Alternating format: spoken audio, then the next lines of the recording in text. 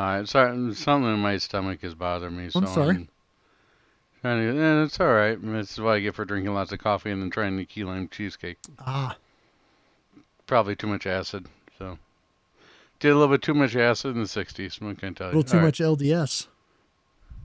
Yes. Oh, believe me, I've done enough LDS. I lived in Utah for about 5, 6 years. So Shoot the Core Cast.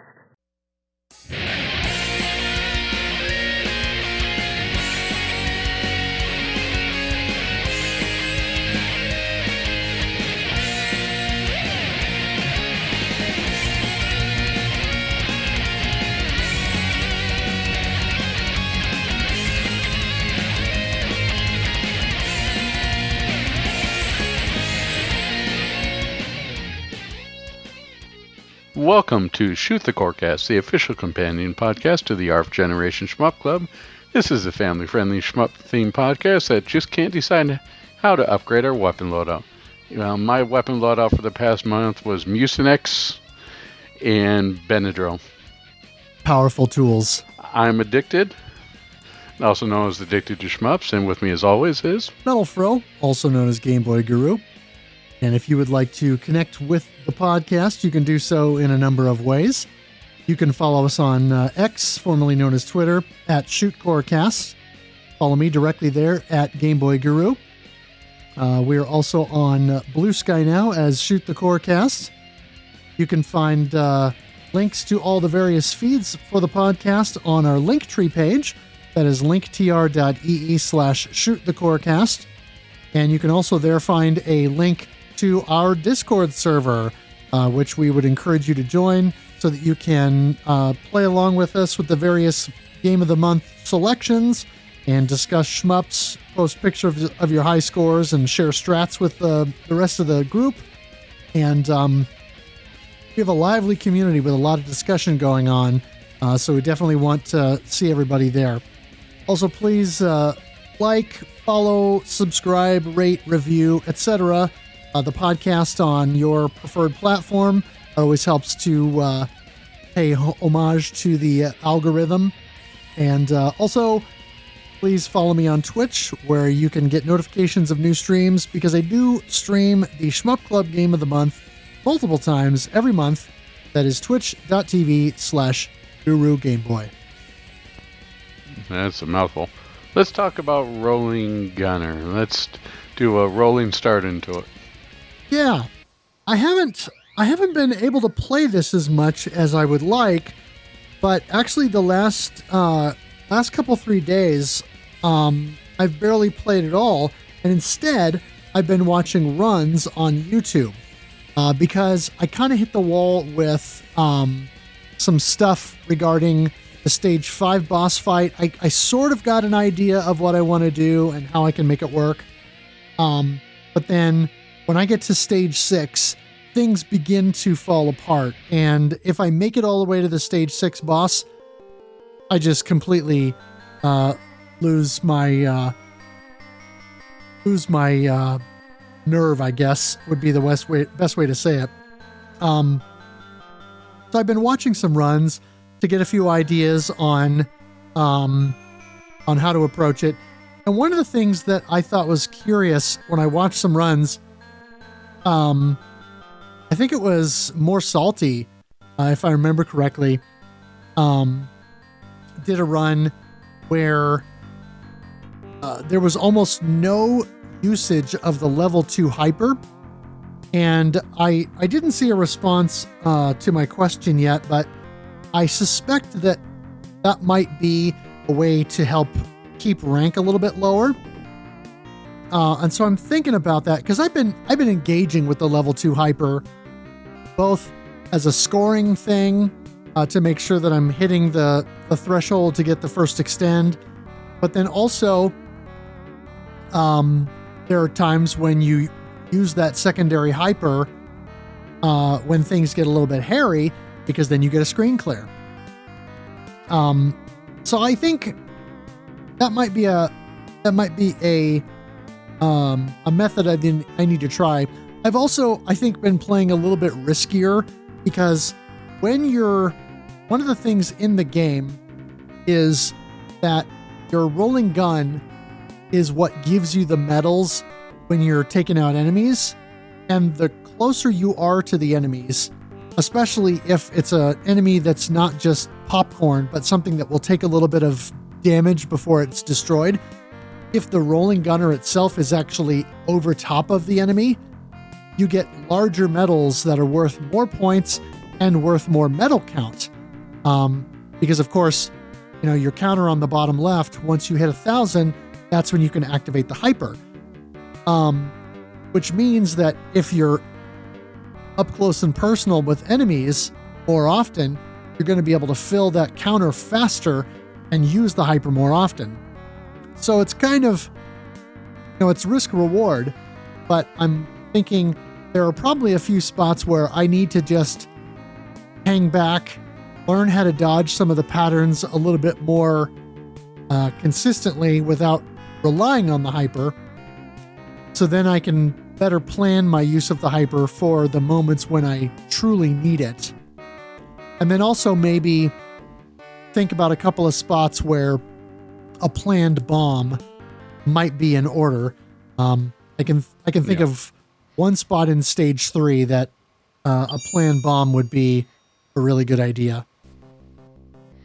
Yeah, the scoring in Ketsu, darn it. Scoring in Rolling Gunner really strikes me as similar to Ketsu, right? You always want to be aggressive and you want to bomb in order to lower your rank when applicable and find out where that is so that way you can do your hyper. I mean, it definitely has those similarities. I mean, if you're playing for just survival, you don't really have to worry about any of this stuff. But if you're playing for score and getting the medals, it's got the point blanking, and it's putting the rolling gun itself on top of enemies in order to get that risk reward of getting the bigger medals. There's definitely a lot going on with this, maybe more than I'll ever get into. But from the little time I had to play this, I was definitely working on survival only, like battling rice cookers and popcorn enemies and tearing about. I haven't made a huge amount of progress, but I think it would also behoove me to look at some of these bespoke runs. Right. Well, and since you tried, Digital Foundry, shout out there. Oh, right. And since you invoked Crimson Clover, it's interesting. It's interesting to note that similar to Crimson Clover, one of the elements of scoring is getting through a stage without a death, basically a no miss bonus. And so in the same way that Crimson Clover does it, every stage that you no miss, the amount goes up. In stage 1, you get 1,000,000 points for a no miss. In stage 2, it's 2 million. In stage 3, it's 3 million, etc. And so you can really, one of the ways that you can boost your score without being super aggressive is literally just play it safe so that you can not take a death during the stage and get that no miss bonus. Makes sense. Yeah, the other part that sort of took me away is I ended up picking up what I think it's called Red Blue, the game by same dev who made Ghana Blade. And I don't know what it is about that game, but that game sucked me in for a little while too. And I was, palette swapping and shooting through that. I expect that to show up sometime this year, but especially since the game's only $5. But it did take away some of my shmupping time away from Rolling Gun. Right. And I think that you're about to start your yearly pilgrimage to the Breath of the Wild. Yeah, actually, probably tomorrow, as we record this, is when I'll start. Very nice. You certainly I'm certain you know a lot more about the game than I do. Well, this will be my 10th run through it, so yeah, I'd say I'm I've got a little knowledge on it. Okay, when you stop on by, you can beat the game for me. That might be a tall order. All right, let's move on to shmup news that you can use. Sonic Wayne's Reunion is already up for pre-order on Amazon Japan and other sites, including a limited edition that comes with a CD soundtrack and a Mau Mau standee. Physical versions appear to be limited to Switch and PS5, though it will be available digitally on PS4 and as Steam as well. The Steam page is up now, and the game is expected to release on May 29th. This is going to be a hard one. I may have be one where I have to double dip on this, where I get like a Switch physical and the Steam. There, despite what buying physical games, I end up just playing on Steam these days, regardless. Right. Yeah, there's some hesitancy in the community about this game because some of the early footage that's been shown off, the graphics look a little bit less polished than I think people would like. But it's all early footage, so hopefully by the time it's ready for release, the final product will be a bit more in line with people's expectations. I used to have standards too, and then I played Miss Kobayashi's Dragon Maid. And after that, I said, you know what? I played this. I don't think that if it was pixels and even worse than graphics in Yar's Revenge on the 2600, not that Yar's Revenge is a bad game, mind you. Just saying, if the graphics were even worse than the Atari 2600, then I can stomach that, and I can stomach the gameplay of Miss Kobayashi's Dragon Maid, I think I could probably do about anything. That's right. If at first you don't succeed, lower your standards. Yep, that's exactly right. And at first, although with modern gaming, at first you don't succeed, get out your credit card and buy the DLC. Oh yeah. Pre-orders for Cotton Reboot High Tension are up on Amazon Japan, with multiple editions of the physical release for PS5 and Switch. The release date is set for July 24th. No announcement of a Western partner for a physical release yet, though with Strictly Limited and Einen handling the previous Cotton titles, there may be some involvement there. Given where Strictly Limited is at right now, and the fact that Einen actually has very quickly delivered on some other stuff they've done recently, I suspect that might be the direction that it goes. Comes with a bag full of willows. I think that, yeah, I think you're right. I think this will become a Strictly Limited Einen joint, and chances are also pretty good that it will come with some sort of teacup in the collector's edition. I would not be surprised. Yeah, tea time. All right. Red Art Games is doing a PS5 physical release of the shmup Red Raptor, which I know is your game of the year. Not quite. Which previously released on Steam, Switch, PS4, PS5, and Xbox, courtesy of East Asia Soft. So this is one of the games that I can almost guarantee you will not see on the podcast or on... I almost called it the Collector Cast. Darn it, dude. But see his game of the month. Yeah. Yeah, it's... I'm sure there are people who have fun with it, but... Yeah, I think you're right. This is not one that will likely be a monthly selection for us. The Cho Aniki collection is out now on Switch as of January 29th. So manly. Yeah, they're holding off on it'll be a Switch 2 launch title in the West. Manly. No. Yeah, no, I will be laughing. I laugh my butt off. That actually happened. Super Mario Odyssey 2, and then here comes Cho Aniki. That would be awesome. It's brothers, right? What? Super Mario Odyssey 2 and Cho Aniki? Yeah, Super Mario Brothers. Yeah. Oh, jeez. Wii Sports is taking a weird turn here. It's all about bro. Do you even lift your I almost said Wiimote, but that's not the right thing. Your Joy-Con. Do you even lift your Joy-Cons, bro? All right. Compile Heart and M2 are teaming up for a new shoot 'em up called Celeste. Well, this sounds like it sounds like it could be a type of medication. If you're interested in Celeste, please consult with your doctor. Maybe have it for me. Yeah. Well, from the name, you assume it's a mixture of Xanac and Celeste styles. It's slated for 2025 release on PS4, PS5, and Switch. Yeah. I'm not in love with the name.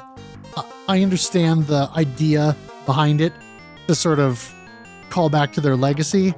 But to me, the Celeste games always felt like just a continuation of the ideas of Xanac, but with a new name.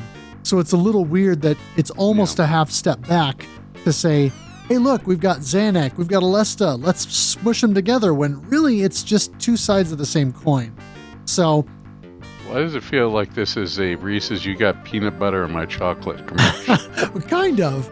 And so I don't know if this is just a way to capitalize on the names of both properties and sort of make something that's almost new. But, I mean, it's M2. With what they've done between GGLS 3 and Senshin Aleste, which we've already, GGLS 3 we know is great, Senshin Aleste we have heard is great, and Alesta Branch we expect to be great. So it's like, it's probably going to be great. We just need to wait and see. It's a little surprising too. They call it Xanac X or Cross Aleste. Yeah, I mean, that might have made sense. Okay. Yeah, that's par for the course for me. It might have made sense. All right.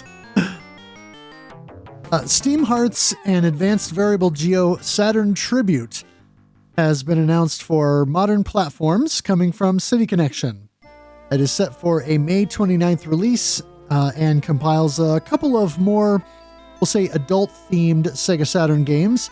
The shooter Steam Hearts and Advanced VG, fighting game with an all-female cast. Now, I say more adult-oriented, but as far as I'm aware, the Saturn version of Steam Hearts is actually the least, steamy version of the game.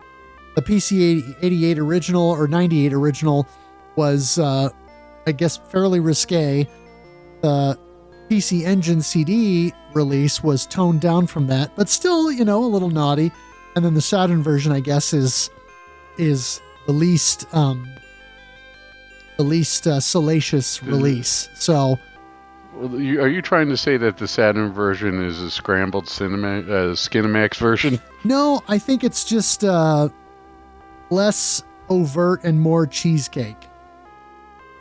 But anyway, we're making people hungry. Someone's probably thinking I could go for some cheese. If you want a couple of mildly stimulating Saturn games and a little bit of input lag, then City Connection's got you covered.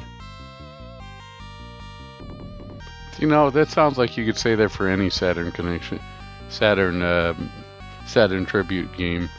Mildly stimulating input lag. Probably. It's not like it's going to say on the box, now with more input lag. Yep. 20% more. No, I just remember Advanced VG because it was back when I was in high school, early college. There's a local game store that would do all sorts of imports, and that's how I discovered stuff like Gradius Gaiden. I picked up Einhander, Tomba, Klonoa, all sorts of Japanese imports at the time. But this one, the Advanced VG came in a huge like collector's edition box. It was one of the things that I thought was cool. I never bought the game, but it definitely, the packaging was certainly something. Cool. I'll leave it at that. The new ports of Under Defeat released on the West on February 6th, and from what I played, which has been very little, but from what I played, it's a very well done port, and I would definitely get it over the PS3 or the 360 version. Oh, nice. Yeah, because it's basically the 360 version with a little bit of more additional content and another soundtrack arrange. Yeah, and this time it's on PC, so it's also a lot more accessible than Right. it ever was. Right, you're not paying $50 for a delisted version, or on the PS3, which isn't even the best version of it, but it's the only version that came to the West that was physical, or you're overpaying for a very well done original version on the Dreamcast. But it's a lot of money these days, so this is a way to spread the love. Yeah, well, I overpaid for the Dreamcast version back in the day, but I'm looking forward to spending a little bit of time with the new port. Cambria Sword, Another Cry, or Cambria Sword AC, is available to order now on the Exa Arcadia hardware, and this is a retooling of what was previously a PC Dojin shmup. Now, this game was one that you could buy on DL Site, the original Dojin version, and my understanding is it's a super long game. It's something like 2 hours for a full run. And so for the arcade version, they've basically made it more like a Darius game, which it kind of was a Darius-inspired game anyway with all the sea creatures, but they made it more like that with branching paths and things to shorten the run, so you're not standing in front of the cabinet or sitting in front of the cabinet for 2 hours. But, there are multiple paths you can take so that you can sort of tailor your run. Makes sense. Yeah, you don't want anybody whose hands and feet fell asleep as they're playing the game. Yeah. Let's see here. Shikondo Yokai Rampage. Oh, another Rampage title. Sweet. No, another Rampage title might not be that bad. Bring back another one of those from the PS1 and 64 era. Let's go, Midway. It's slated for May 29th release on Nintendo Switch. Yeah, so this is a sequel to the first Shiki, which... It's not actually a sequel. I don't... Oh, it's not? No, no, a prequel? It's the same game, but fixed. Basically what they did... See, you remember when we covered this game on the podcast... All three releases, Switch, PS4, and PC, had major problems, and they never really patched those things. And so Yokai Rampage basically takes the improvements that they made that went into the Exa version of the game, and now they're being backported to PC and console so that the quote-unquote real version of the game can finally be realized, so that people can play a version that isn't fraught with performance issues, crashes, etc. So this really should be called the Shikondo Game of the Yokai. Yeah, edition. I mean, it really is. It is the game that we should have got the first time, but the development team, Deer Farm, I think if I remember right, just didn't have all their ducks in a row to get it right the way that it should have been for initial release. We threw a lot of animal puns in there. Deer Farm, ducks. And then we throw in some... They fixed it with duct tape. It's all fixed. VGNYsoft has hinted on social media about the possibility of a physical release of Super Zykes for consoles. Sounds and I good would to me. be super excited for that. All right, we're entering dad joke territory. Let's go. Battle Air Force from Suzuki Plan is a forthcoming vertical shooter, a sequel to previously released Battle Marine, and is slated for Q2 2025 Steam release. It has a late 80s, early 90s graphical look and appears to have bullet-canceling lasers that can generate point items, and points out to anybody who used the finger quotes for a laser. UFO Blast from developer Odd War, released on Steam January 25th. It is a multi-directional arena shooter in the vein of Geometry Wars. This seems to become like its own genre these days. With the multi-directional arena shooter, right? There's Nuclear Throne, there's Vampire Survivors is sort of that way, but Vampire Survivors automatically attacks for you. Was it Karate something, Karate Mania or something like that? This whole genre of sort of twin stick arena shooter. Enter the Gungeon, right? Binding of Isaac. There's just so many of these that really became popular. Yep. Arbor Triad is a Dojin STG and developed from ex-user DC Gachon. It has a minimalistic graphic style and where you control 3 ships that move back and forth independently of one another. So shifting left or right with the ships at different speeds, and you can avoid enemy projectiles. You can cover different areas of the screen. This dev has released other free shoot-'em-ups in the past, so it's possible this release will be for free at some point as well. And so this is like parallel parking the shmup. Yeah, it's kind of an interesting concept. It's like an early proto shmup, Space Invaders, Galaga, that type of thing, where it's just left and right movement. But because the 3 ships move independently of each other at different speeds, when you watch the video of it, you can kind of see the idea is to change the ship movement at different times to make sure that you're avoiding the bullets. It's almost like there's a game that I got a code for and reviewed several years ago when we were doing early in the podcast, called Switch and Shoot, where if you played handheld mode on the Switch, you could literally just tap the screen every time you wanted to move, and your ship was always moving left or right, and so you were just tapping the screen at different times to either move where you wanted to target an enemy or move to avoid a projectile.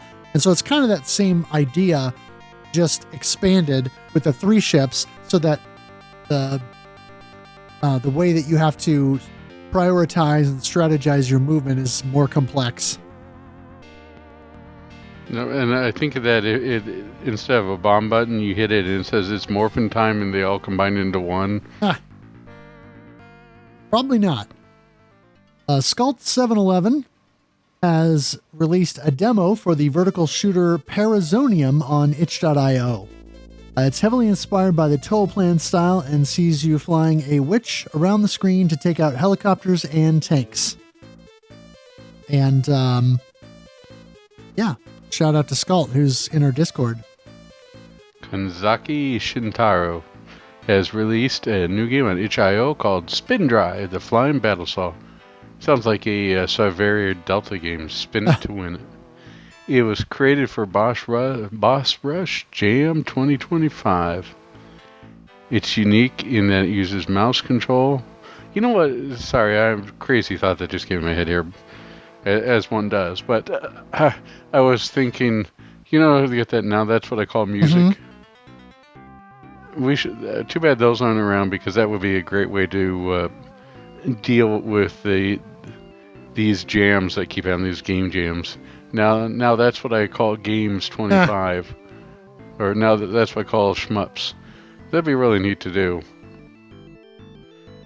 Or if you'd like the Time Life Shmup Collection, please send $49.95 and wait 6 to 8 weeks. No, anyways, it's unique in that it uses mouse control. Right, this is sort of interesting where I've seen this happen more. Is the control is there was another one that I was playing, I can't remember the name, but you said it was definitely where it used mouse control in order to I can't remember the name. We talked about it last time, which it was in January, so it might have been like feels like 6 months ago now, but it used mouse control in order to do it, and that was definitely different. Yeah, it attacks and Saw Blade that attacks enemies directly rather than strictly shooting at them. That's another thing that I've seen too, is you sort of got the attack taken away from you, where the timing is done a la Vampire Survivors or Karate Survivor, where it automatically attacks for you into the timing. There was a game that I thought was completely different until I picked it up on Steam called Gunlocked. And it's almost like a shmup clicker, but it's got a reticle on the screen, and as you move your ship around, if that reticle hits, and then it takes a second for it to lock on, it will then shoot and destroy whatever's in front of you. It's definitely different, and I gotta applaud people for thinking outside the box and trying new things other than, avoid the bullets, shoot the bullet, or go towards the bullet or graze the bullets. Because I think at this point a lot of the stuff is tending to become overdone. When Risk System was doing it, it was sort of neat and new, but these days it just feels very over. Bullet grazing feels very overdone to me. Sure. Touhou Consciousness's Unity of Opposites is a forthcoming Touhou fan game from Shi Li Medicine Hall. Listed as coming soon on Steam, it looks very inspired by the official releases from Zune, but with a unique character art style. It sounds to me like they're just going with word soup for some of the stuff now. Touhou Consciousness Unity of Opposites. Yeah, well, I thought one of the interesting things about Zune's naming convention from something like the fourth or fifth game onward, I can't remember the exact where it started, but all of the subtitles that he uses are somehow descriptive of or evocative of the unique mechanics within that game. And so I don't know if this is going to follow suit or not, but yeah, it does seem like they're kind of word salad at some point. It almost sounds like, hamster. Welcome to Touhou 12, Hamster of Darkness. It just seems like sometimes it just pull these things out of a hat. So, anyways, Namco isometric shooter Marching Maze. Oh, Marching Maze is a good one. Released to consoles on Hamster's Arcade Archives line on February 6th. That was one of the things that I had to learn as I was starting to look through Japanese games that we had missed out on in the West. Was there was a lot more games based on Alice in Wonderland than I initially thought. Oh, yeah. Like, even the first, what came west as Mickey Mousecapades, that was originally an Alice in Wonderland game. Let's see, we had Marching Maze that was there. I know that there were definitely some others on it. But it's still, of course, tennis RPG from Namco, so anything went back then. Wait, so you're saying that Mickey Mousecapades was originally an Alice in Wonderland game? Yeah, it was still Mickey, but Mickey was finding Alice. Yeah. Oh, today I learned. Yeah. I have nostalgia for that game. So yeah, that's cool.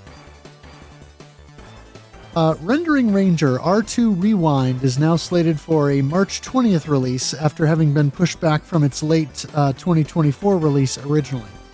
And of course, this is the modern console version of the Rendering Ranger R2 that Limited Run did the physical print of last year or the year before. Yeah, for Super Nintendo. Yeah. So now this is the version that's going to be available for those who don't want to buy the cartridge. They can get the, just the new console version. What I'm wondering is, is this part of their, I almost called it a motion engine, you can tell I'm tired, but is this part of their emulation line like they did for Sparkster and Gargoyles and all that stuff, like Shantae? Do you know, or is this actually like a port, a modern? I'm not sure. I assume it's a port because of how long it's taken to get done, unless they literally just had work to do with the Carbon engine in order to make it run the way that they wanted to. Because I know there's been some discussion and some contention online about how some of the Carbon engine releases have come out of the gate broken or with some problems and have had to be updated in order to get them to run properly. So I don't know. Yeah, and to be fair, I did try the Ninja 5.0 and that seemed to work pretty well, at least out of the gate. So keep your hate mail abated for modern vintage gamer here. But the other thing that I'm thinking, it might be worth waiting for the the sequel, or maybe we can wait for the remake for Rending Ranger R2 Rewind again, or maybe we can call it Rending Ranger R2 Rewinding again. Oh. Operation Night Striker. This sounds like it could be like a late 80s action film, doesn't it? Right. Operation Night Striker with Arnold Schwarzenegger and Sylvester Stallone. Huh. Sounds like they go in the seedy underbelly of of Florida in order to stop the drug trade. Huh. Anyways, Operation Night Striker for M2 is now confirmed for a Switch release, as well as adding 2 new games to the collection: Operation Thunderbolt and Space Gun. Space Gun's a lot of fun. I had a chance to play that in the arcade. The only game that moving that thing felt so heavy compared to anything else. I don't know if someone just decided to pile extra bricks in there for weight or what, but that was definitely. And Operation Thunderbolt, of course, is the sequel to Operation Wolf, and I don't know what that is, if that game never got a lot of fanfare or what, but it's darn expensive on the Super Nintendo. Oh yeah. I played a lot of Space Gun because there was a second run theater where I used to live, oh boy, like 25 years ago, that had that in their arcade at the front of the theater. And so every time I'd go in there to see a movie, I'd always throw a few quarters at Space Gun. Yeah, Operation Thunderbolt. Yeah, $81 still for just a cart. Ooh. It's a lot of money, yeah. Switchblade is a forthcoming arena shooter from developer Noba. The game's art style looks like what you might get if Panda Indie Studio wanted to develop a Geometry Wars style shooter. Does it have Cthulhu? It does not. Aww. Games that weren't as highlighted in unreleased Amiga and Atari ST shooter titled, I almost called this Euthanasia. Right. Euthanasia, that was developed by the demo scene for Synchron Assembly. It was slated for 1991-1992 release, but has never occurred. Someone at Atari Media compiled available source code and created a playable demo of the game. Reportedly, the final release was supposed to have had a full 50 frames per second frame rate, and we're going to call it Joe Retta for her parallax scrolling.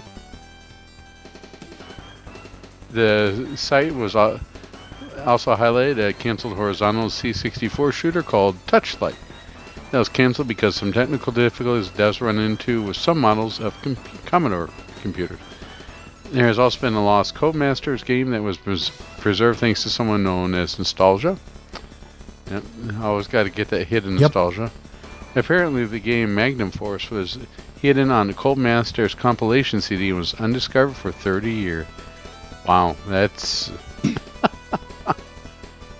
that's one heck of an Easter egg. No joke. I mean, how crazy is it that they had a full C64 game just sitting on this disc and nobody knew it was there?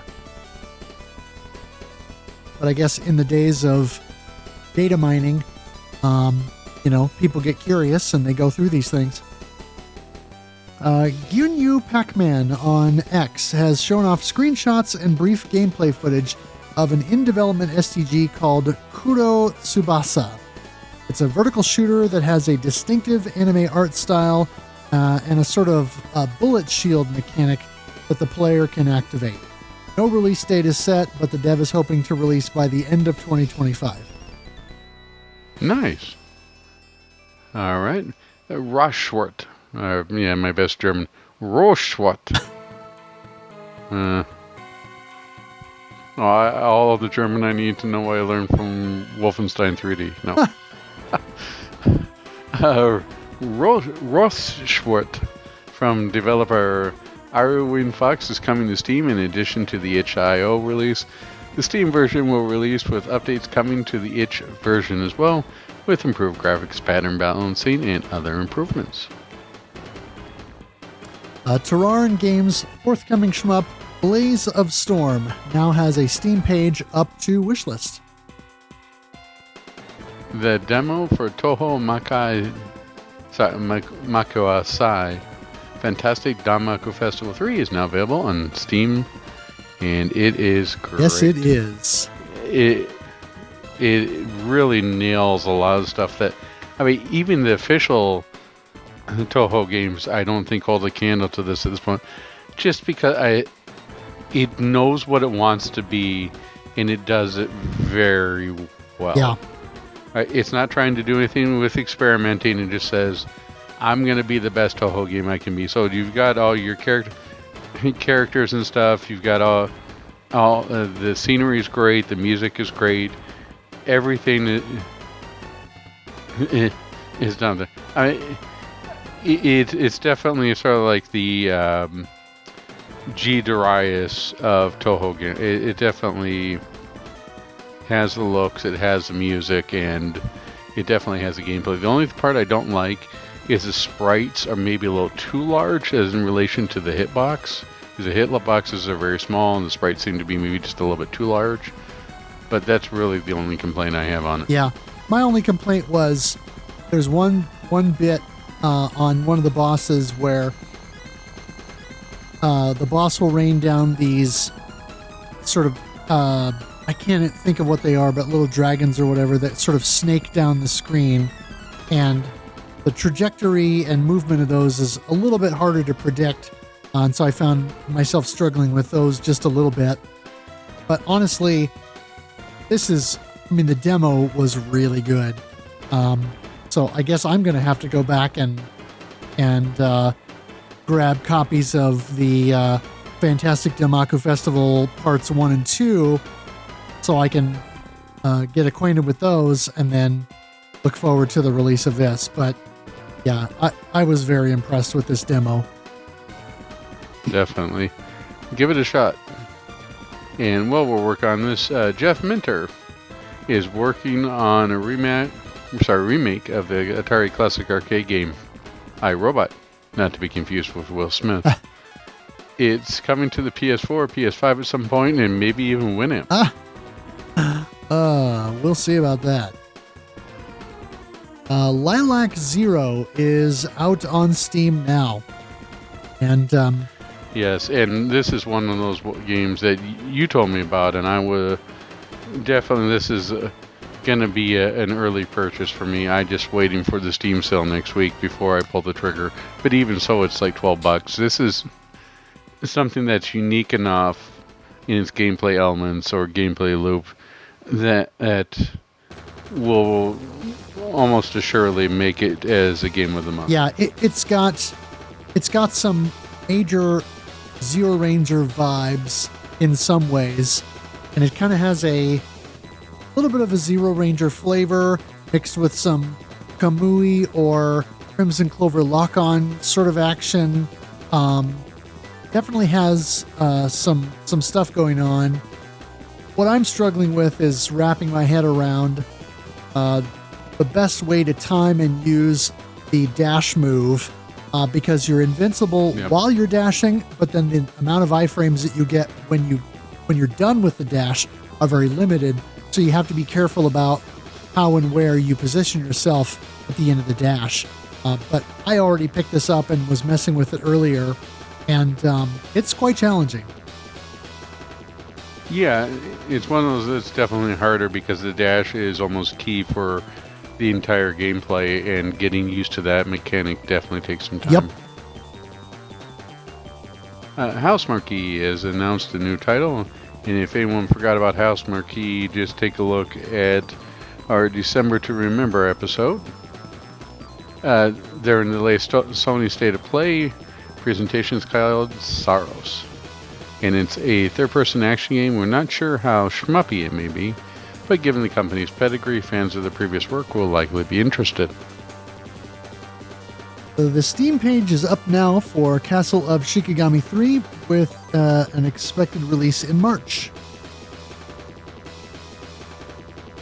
Hogihu, or Horgihuri, or Horgihuri, Come on, everybody, let's go. And friends, we will be getting a late February release on PC, courtesy of publisher Mebius. This is one that's been on the Switch forever. I think I picked this up for like $18 on sale close to Black Friday. So this will be good to see on the PC and maybe we can do like a $5 to $10 special for Game of the Month. Yeah, that'd be fun. Toaplan's 40th anniversary is coming up here pretty fast, and to celebrate, the Tatsujin Company will be holding a special event on March 15th. This will include 3 bands playing covers of Toaplan music, including Go Sato's band, and special t-shirts and event CDs will be available. You know, at first I read that instead of 3 bands, I read it as 3 bards, which I thought would have been pretty cool too. Toss a coin to your Toplaner. All right. VGNY Soft showed a photo on social media that confirms that not only is a horizontal shooter Rick Henderson getting a physical release, but also limited edition version included a 5-inch purple vinyl of some of the game music. You know, I don't know why, but why is this called Rick Henderson? You know, it's almost like calling it John Smith. What's your shmup called? John Smith? Yeah, I'm not sure.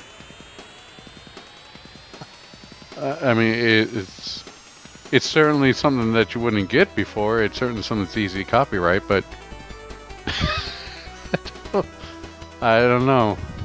Yeah, I don't know. It's curious, but whatever.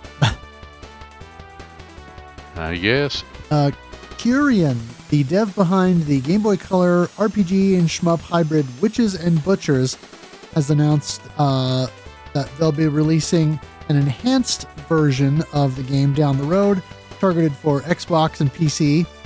It will include updated graphics, a new UI, and widescreen support. Very nice. Fruit bat salad, yummy, yummy. Pixel artist is working on a new, as yet unnamed shooter based upon the GIF or GIF shared on social media. It looks like Mushihime-sama meets Dodonpachi style Danmaku. Speaking of which, for those of you who are still looking for one, I think that PlayAsia had a sale recently on Mushi for the Switch, for the physical Japanese release. I think it was down to $30. Oh, nice. Electagirl High Tension Beauty is a new Fantasy Zone style shooter from developer Chroma. It's available now on itch.io, and a free demo is available to check it out as well. Whisker Squadron Survivor is set for February 21st release on Steam and PS5, and I have picked this up, but I haven't had a chance to try it. I did watch the My Life in Gaming live stream a couple Sundays ago, and it looked pretty fun.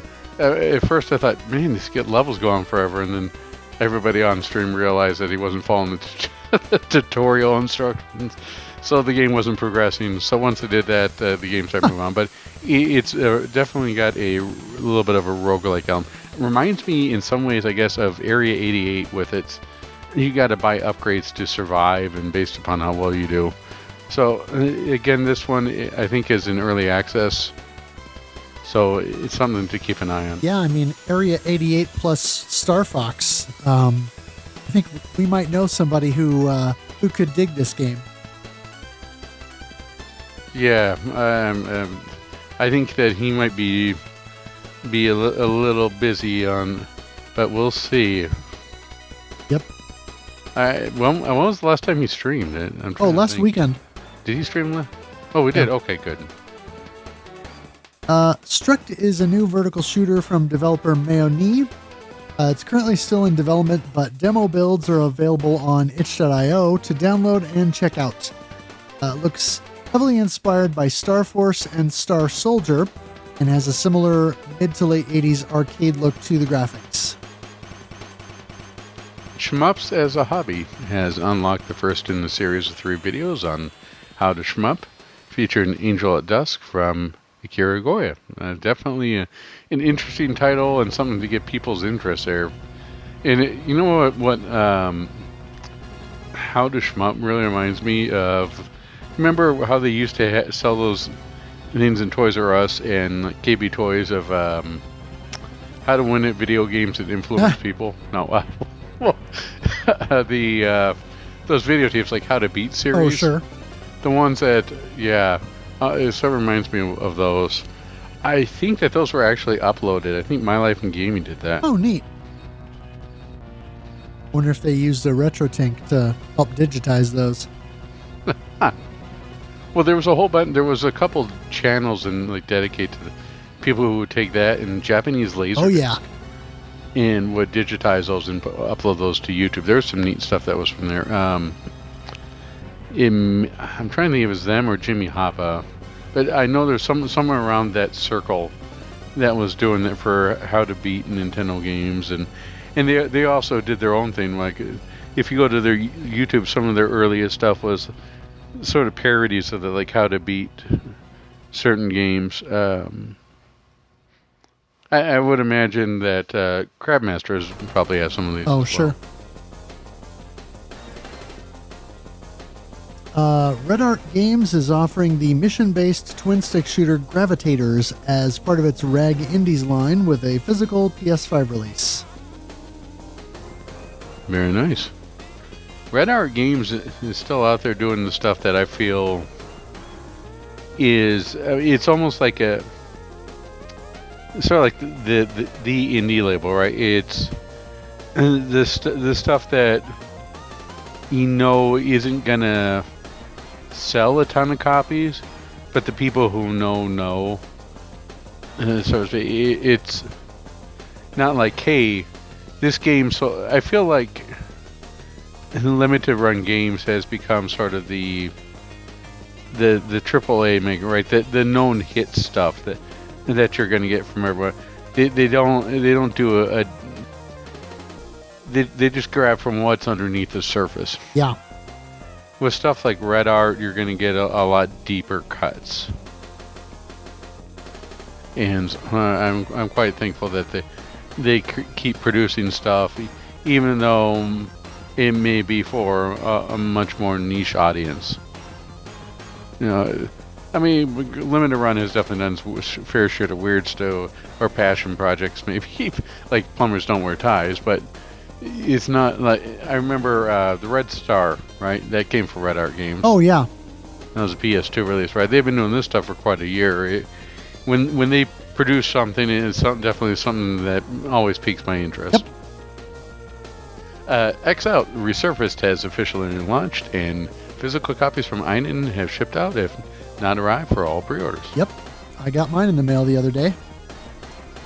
The demo for ZPF is available now to coincide with the Steam Next Fest, and the game is expected to release soon, though not a firm date has been announced. Yeah, I'm just really, really wanting to get my hands on the final product. Yeah, you got me here going ZPF, ZPF, ZPF. Right? Let's see. Star of Providence has launched on Nintendo Switch as of February 20th.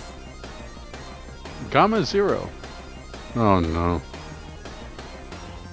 I hate when I get stuff stuck in my like this. Gamma Chameleon. Oh, no, Gamma Zero releases on Steam today and is a vertical shooter with Danmaku elements.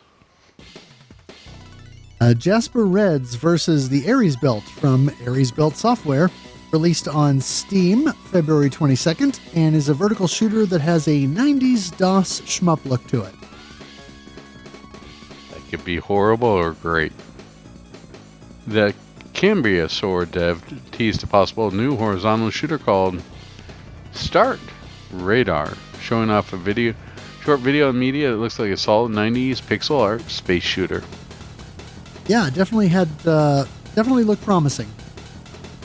WDYX Games put out a survey on the Reddit Shmups group asking for opinions on the development of a possible new Strikers mobile game, which appears to be unrelated to the previously announced Strikers 2020 that we still haven't seen. Limited Run Games is doing an official reprint of the Game Boy Advance shmup RPG hybrid game Sigmund Star Saga from Way Forward. Pre-orders are open as of March 7th. Yeah, this game is one of the ones that I ended up in. There was a bundle of game.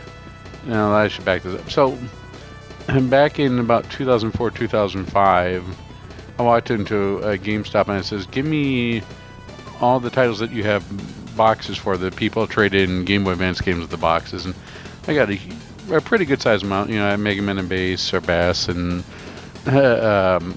Riviera, something, Promised Land or something in there. But then I came back and I probably one of the best scores of my life. I ended up with Ninja 5-0 and Sigma Star Saga, Chimera, something.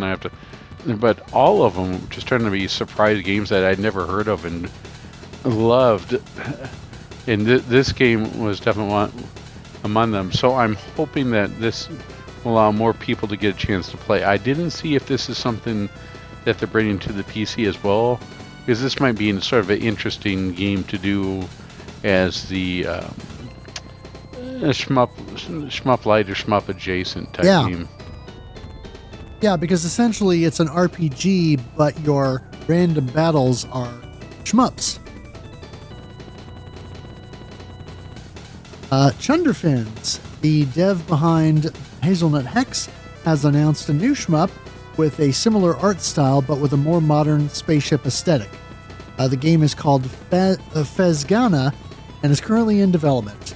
No release date is set, but it's already looking promising. And yeah, I mean, the video teaser that was put out on YouTube looks pretty cool. Now, every time I read Chunderfins, I just hope that that's not what's in the Hazelnut Hex cereal. Speaking of which, I think that is actually a game that we are playing this year, if I remember correctly. Hazelnut Hex. Could be. So you might want to stock up on the game. Buy 16 copies, tell your friends. A Costco pack of Hazelnut Hex. Alright. Metalhead Warfare from MK Games, a forthcoming 16x9 vertical shooter with Danmaku style and what appears to be an aiming element similar to Under Defeat. The project does use AI art. Oh, so it's either going to be really weird or really weird. Yeah, it looks interesting. I'm not sure what to think about it. The footage has some weird stuff going on, which you would expect from the sort of uncanniness that you get from AI art. But it also looks like it could be maybe worth a look. So I don't know. I guess one to watch. You know what I would like to see? I'd like to see a Choaniki game with AI art, because I think that weird art style would probably fit pretty well in those type of games. Probably. Although that might make it go from kitschy to nightmare fuel. I'd go for that nightmare fuel. I like that one I sent you of where someone turned a Goru, or what was that, Baby Yoda, painted it up to look like Mickey Mouse and had those big black eyes. That was definitely nightmare fuel and would fit pretty well. Oh, Grogu, yeah. Grogu painted over as a Minnie Mouse doll. That was definitely nightmare big time. fuel. WDF from developer Polyp released on Steam March 3rd and is a horizontal Danmaku shooter with a boss rush emphasis. This is the same dev that had previously done Flesh, and can't remember the other game off the top of my head, but this dev has been on fire here lately. And so probably one to check out. I had to reread this one. At first I thought it was Cosmo Dreamer, Light Dreamer, and Redneck All-Stars. Yes. Outside the developer of Cosmo Dreamer, Light Dreamer, and Redneck All Stars has announced a new horizontal shooter. No name or release date yet, but based upon the screenshots, it has a similar cute anime art style. Based upon the recent footage shown, the game will have a lock-on weapon system as part of your arsenal. You know what would be sort of interesting too to see somebody tackle is all of the stuff that has gone into public domain recently. You know, like the shirtless Winnie the Pooh, Popeye, Steamboat Willie, Mickey Mouse. Make a shmup based upon that as your selectable ships. Oh, wow. You could make a Parodius kind of game doing stuff like that. Oh, yeah. Yo, that would be sick. Make a, what? Copyright infringement, the shmup. Yes. Metal Crisis is a horizontal shmup in development from QPOW00. It's touted as a tribute to the PlayStation era with a low poly graphical style and appears to take heavy inspiration from Einhander. Demo is out now and can be downloaded from itch.io. I did download this earlier. I checked it out. It actually is less low poly and more just sort of combination of low poly and PlayStation Saturn era 2D art. But it's interesting. Very Einhander in the atmosphere and the stage. I mean, the boss at the end of the one stage that's in the demo is basically it's not a full copy, but it's a heavily inspired by the Einhander Stage 2 boss. And so it feels a little bit like we have Einhander at home, but of course it's just an early demo. And there were some things that I noted about it that I went and I left feedback on the page for the dev, and so hopefully that feedback will be taken into consideration, and some of the nitpicks that I had will maybe get tweaked and fixed. But I think it shows promise. Ivelo Swamp, Happy Together by the Turtles, is now slated for June 5th launch in Japan from RS34. Physical versions will be available. You know, Happy Together. Yeah, I knew that's where you were going with that. Yeah, you did. Yep. Mobile shmup Phoenix 2 is now available on Steam as a free-to-play title, though it is still in early access currently.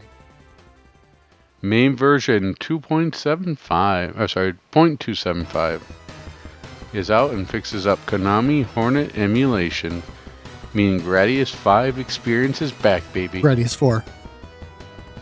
Oh, yeah. Sorry. It's about time that I refill my coffee. Yeah, I saw this earlier on a video from Video Game Esoterica, and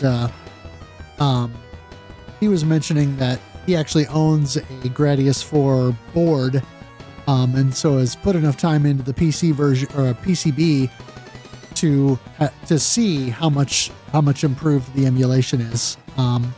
He said it's still probably the preferred way to do it or to play it would be on the PS2 version, but that the emulation is a lot better than it has been in the past. And closing out the news this time, Shmup Junkie is back, or will be very shortly. Now that he's wrapping up the production of the Toaplan documentary, he has teased a forthcoming video showcasing and reviewing all Sega Saturn shmups. We don't have a release date for the video yet, but it is good to see him making new content after a long hiatus. Yeah, and I think this is what happens. You get burned out a little bit or run out of time. You spend some time in the intergalactic space garage playing Musha, and then you come back. Yeah, I know he's been hard at work with the Toaplan doc for quite some time now. It's been, 2 years or something like that? But it looks like they're in the home stretch of getting that all finished up, and so hopefully that means that manufacturing of the Blu-ray and all of that stuff isn't going to take forever. And boy, it'd sure be nice to have that in our hands here this year. Yep.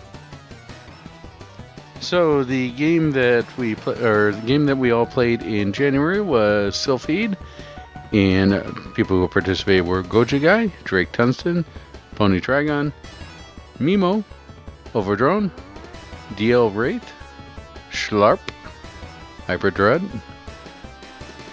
Ehaz, or is it Ihaz? I apologize if it's pronounced that. The Mortal Duke Togo, Orc Commander, and Destilus. So, Silpheed was originally developed by Game Arts, a Japanese game development studio known for various RPGs, most notably the Lunar and Grandia series. Specifically, the original version, which was released on 1986 on the PC-88 Japanese computer, was developed by... Oh my gosh. You can tell that I'm getting tired, but I'm almost at Takahashi. Takeshi Miyagi, who had previously developed Thexter the year prior. Oh yes, Thexter. That was one of the things that you'd always see in the back of those Sierra catalogs. Oh, yeah. That was like one. Oh yeah. I'm sorry. Yeah, that was one of the ones that came to the West. The PC-88 version, full title is Silpheed Super Dogfighter. Other Game Arts titles for shmup fans are Firehawk, the sequel to Thexter, also titled Thexter: The Second Contact, as well as PC Engine game. I'm gonna not pronounce this correctly, but Vehi's Tactical Gladiator. And I actually have this game. I got it along with Rock On for my PC Engine CD. So, what a beautiful way to introduce me to the PC Engine. Rock On and Tactical Gladiator. Nice.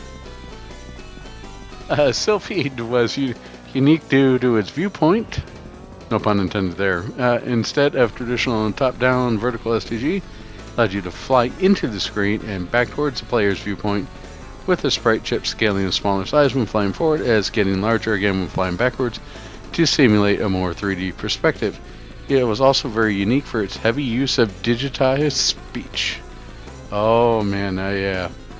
This game to me is Mystery Science Theater 3000. Good luck, Silpheed. I think I told you at one point that they must have just gathered all the recent graduates for the GameSack School of Acting and said, "You're hired, let's go."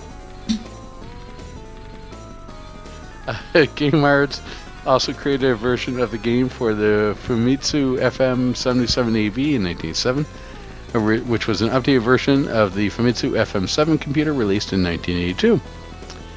Sierra, as we previously mentioned, Sierra Online handled ports for other platforms such as the DOS port with Game Blaster sound card support, which released in 1989.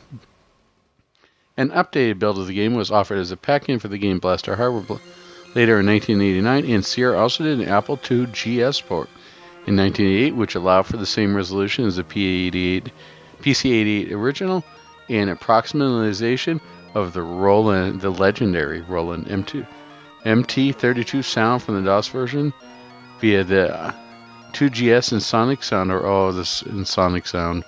I had an Insonic Sound card right before I got AWE32 or AWE64, and oh man, because it was that, they didn't have a great MIDI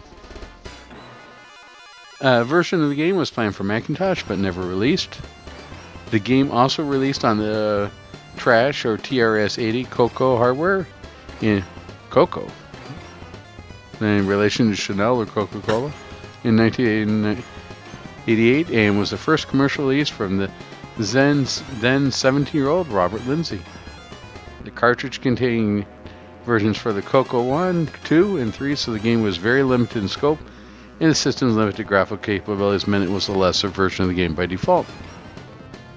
So, Game Arts retooled the Silpheed game idea for an update release on the Sega CD in 1993. Rather than being simply an updated version of the game with improvements, it's more of a remake or a pseudo-sequel to the original. Yeah, this is one of those where a lot of conjecture, right? Some people say it's a sequel, some say it's a remake. It's got the same boss, some of the enemies are the same, but there's a lot that's been fleshed out too. Yeah.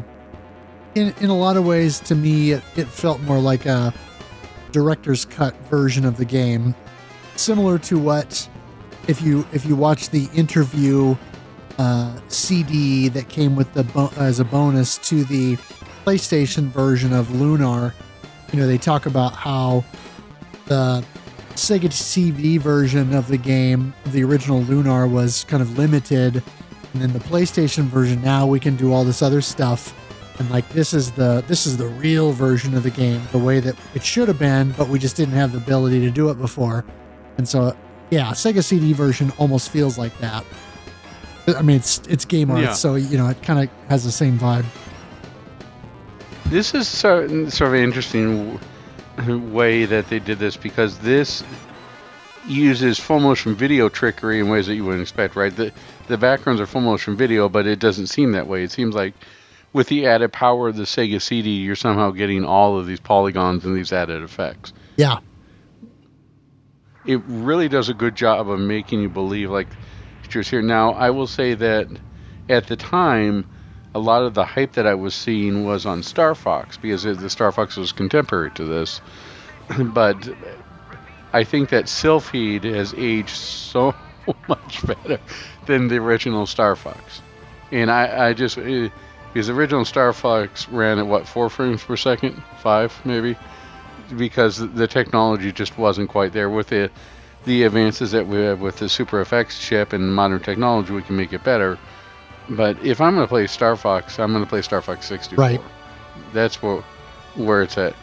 Star Fox, the original one, was a neat tech demo or proof of concept. But as far as playability, easily Silpheed in my book. Now, I noticed that both of these were reviewed and pitted against each other in the EGM. Oh, sure. Where they reviewed these, which was so yeah. The way that they do this sort of was definitely a lot of trickery and ingenuity. It reminded me of in the 80s, they'd have a little thing where you'd have like a watch or whatever. It'd just be a belt scroll, right? A loop of the same background, but as your little plastic car or whatever it is that you want for your sprite object, it wasn't really sprite, it's all mechanical, right? Well, your little plastic car was driving over it, it wouldn't count, or would get hit, or right, those early mechanical games before, you know what I'm talking about? Yeah. The ones that were, I had to watch, yeah, this is here we go again, talking about the good old days in the 80s. But I had a little while. This is before you had the birth of the Tiger electronics, handhelds and wristwatch and stuff, where you had limited dot matrix. You had these little mechanical where you just had a physical object that if it hit a certain part would count against it or would count towards your score depending upon what they were trying to do. And this is along in the same ways, where you've got your sprite overlays and everything else is just sort of looping background material, but it's very well done, and I'll go more on this, but in my opinion, it holds up very well today. Let's see here. Game Arts licensed a sequel to Silpheed for PS2 later, which Working Designs published for North America as Silpheed: The Lost Planet. It still uses a similar perspective as the original games, but with a somewhat more top-down approach, and was developed in conjunction with Treasure. Game Arts returned to Silpheed, years later with a different approach, this time as a full 3D space flight combat game, developed with Stadia Corporation, published by Square Enix. Project Silpheed was exclusive through the 360 and the rest of the world. This is one of the games that I ended up trying on a whim from GameFly and ended up just loving it. And I'm thankful that I still own a copy, as I think that this has gone up since then. I don't know. Do you own I picked up a copy of this several years ago, yeah. No, of course I'm curious here. Let's break the podcast as we look this up. Project SILPHE. Isn't it called like SYL? It's SY, yeah. Case? Yeah. Okay, it's not as bad as I thought. At one point it had been trending. It must have been the pandemic bump. Is this back down to $17? Oh yeah, that's not bad. No. But I think what I was looking for is Project. I started to get into PC gaming more and more with original Wing Commander, and then switched over to Colony Wars when it came out on the PlayStation. And this really scratched that itch of that space combat vibe. I think that's why that left in there. All right. The original PC 88 release of the game was made available on the Egg console service in December 2023, making the original game much more accessible and giving many players a chance to discover the game for the first time. So, let's talk about the story differences between the two versions of the game. The PC 88 version, in the year 3032, a wizard came for the moon. In the year 3032, an abandoned space shuttle built by an unknown alien race was discovered orbiting Pluto. By careful analysis, Earth scientists and engineers were able to duplicate it, making the colonization of other worlds possible for the first time. This colonization gave rise to the Milky Way Union. Seems like a knockoff candy bar, doesn't it? Yeah. The Zakalite, the brutal outlaw leader of a gang of interplanetary terrorists, has seized a newly built battleship, Glory, as a first step in his plan to take over the Union. An emergency call has been received from the main defense base. They are under attack by Zaxalite, who needs a planet destroyer missile stored there to complete his plan. There is no time for the Union to form a defense fleet.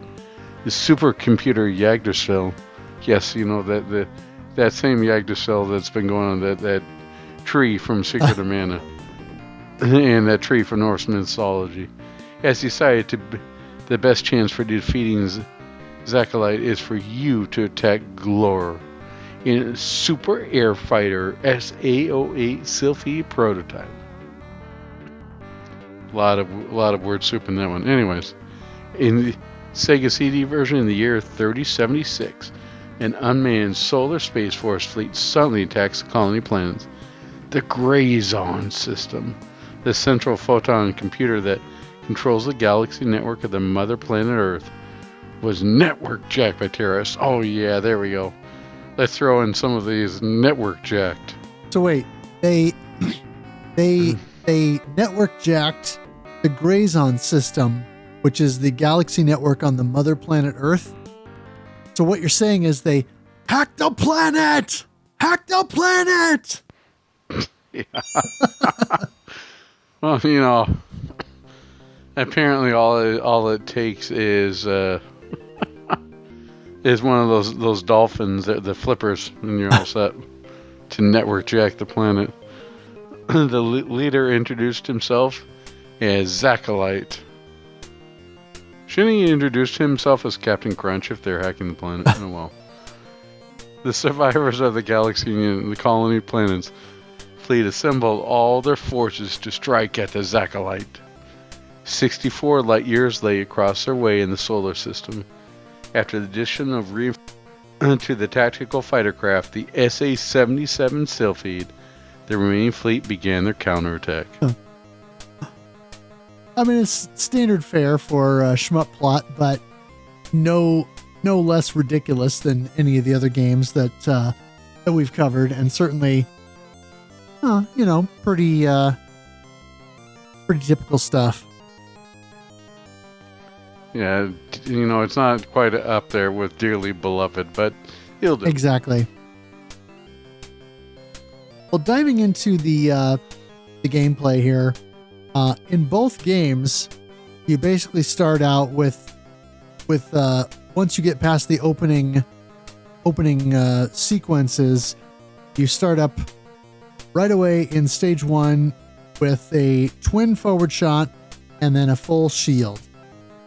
Also in both games, there's only a shield system and no lives system, which means, of course, once your shield is depleted, it's game over. Yeah, I love the text for that. If you pick up a shield power-up, doesn't it say like repair get or something like that? Yeah, in the Sega CD version, it refers to it as repair. Yeah. But in the PC-88 version, it's a little bit different. Now, the difference is on the Sega CD version, you do have the option to continue, whereas on the original, you do not. There are no continues. As you progress from stage to stage, you unlock additional primary weapons, as well as secondary weapons in the Sega CD release, that they refer to as options. But again, yeah, isn't 40,000 for regular primary weapons and 50,000 for points for optionals? Yeah. Options? Yep. And what you'll unlock is partially random.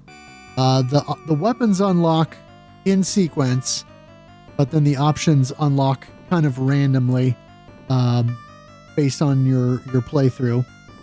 And so that means that you'll unlock the wide shot first, in the PC-88 version, or the Phalanx in the Sega CD version, which is one of the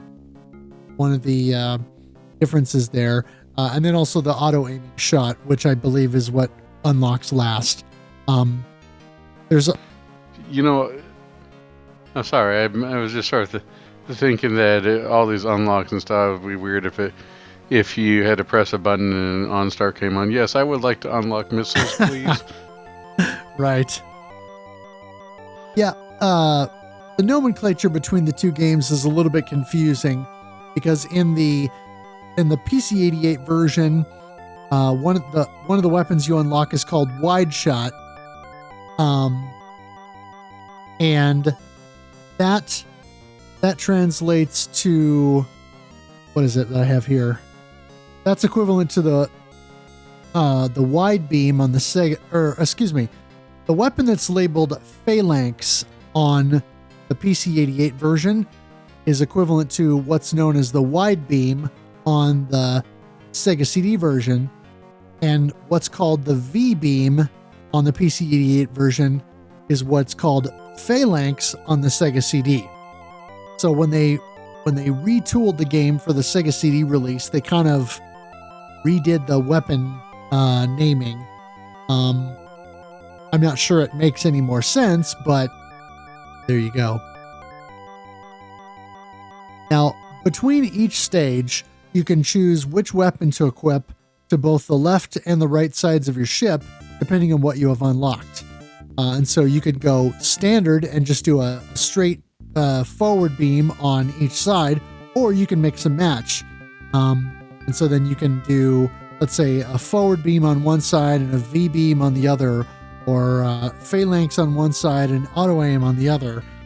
So you can kind of switch it up and choose based on what the stage you're about to play has in store.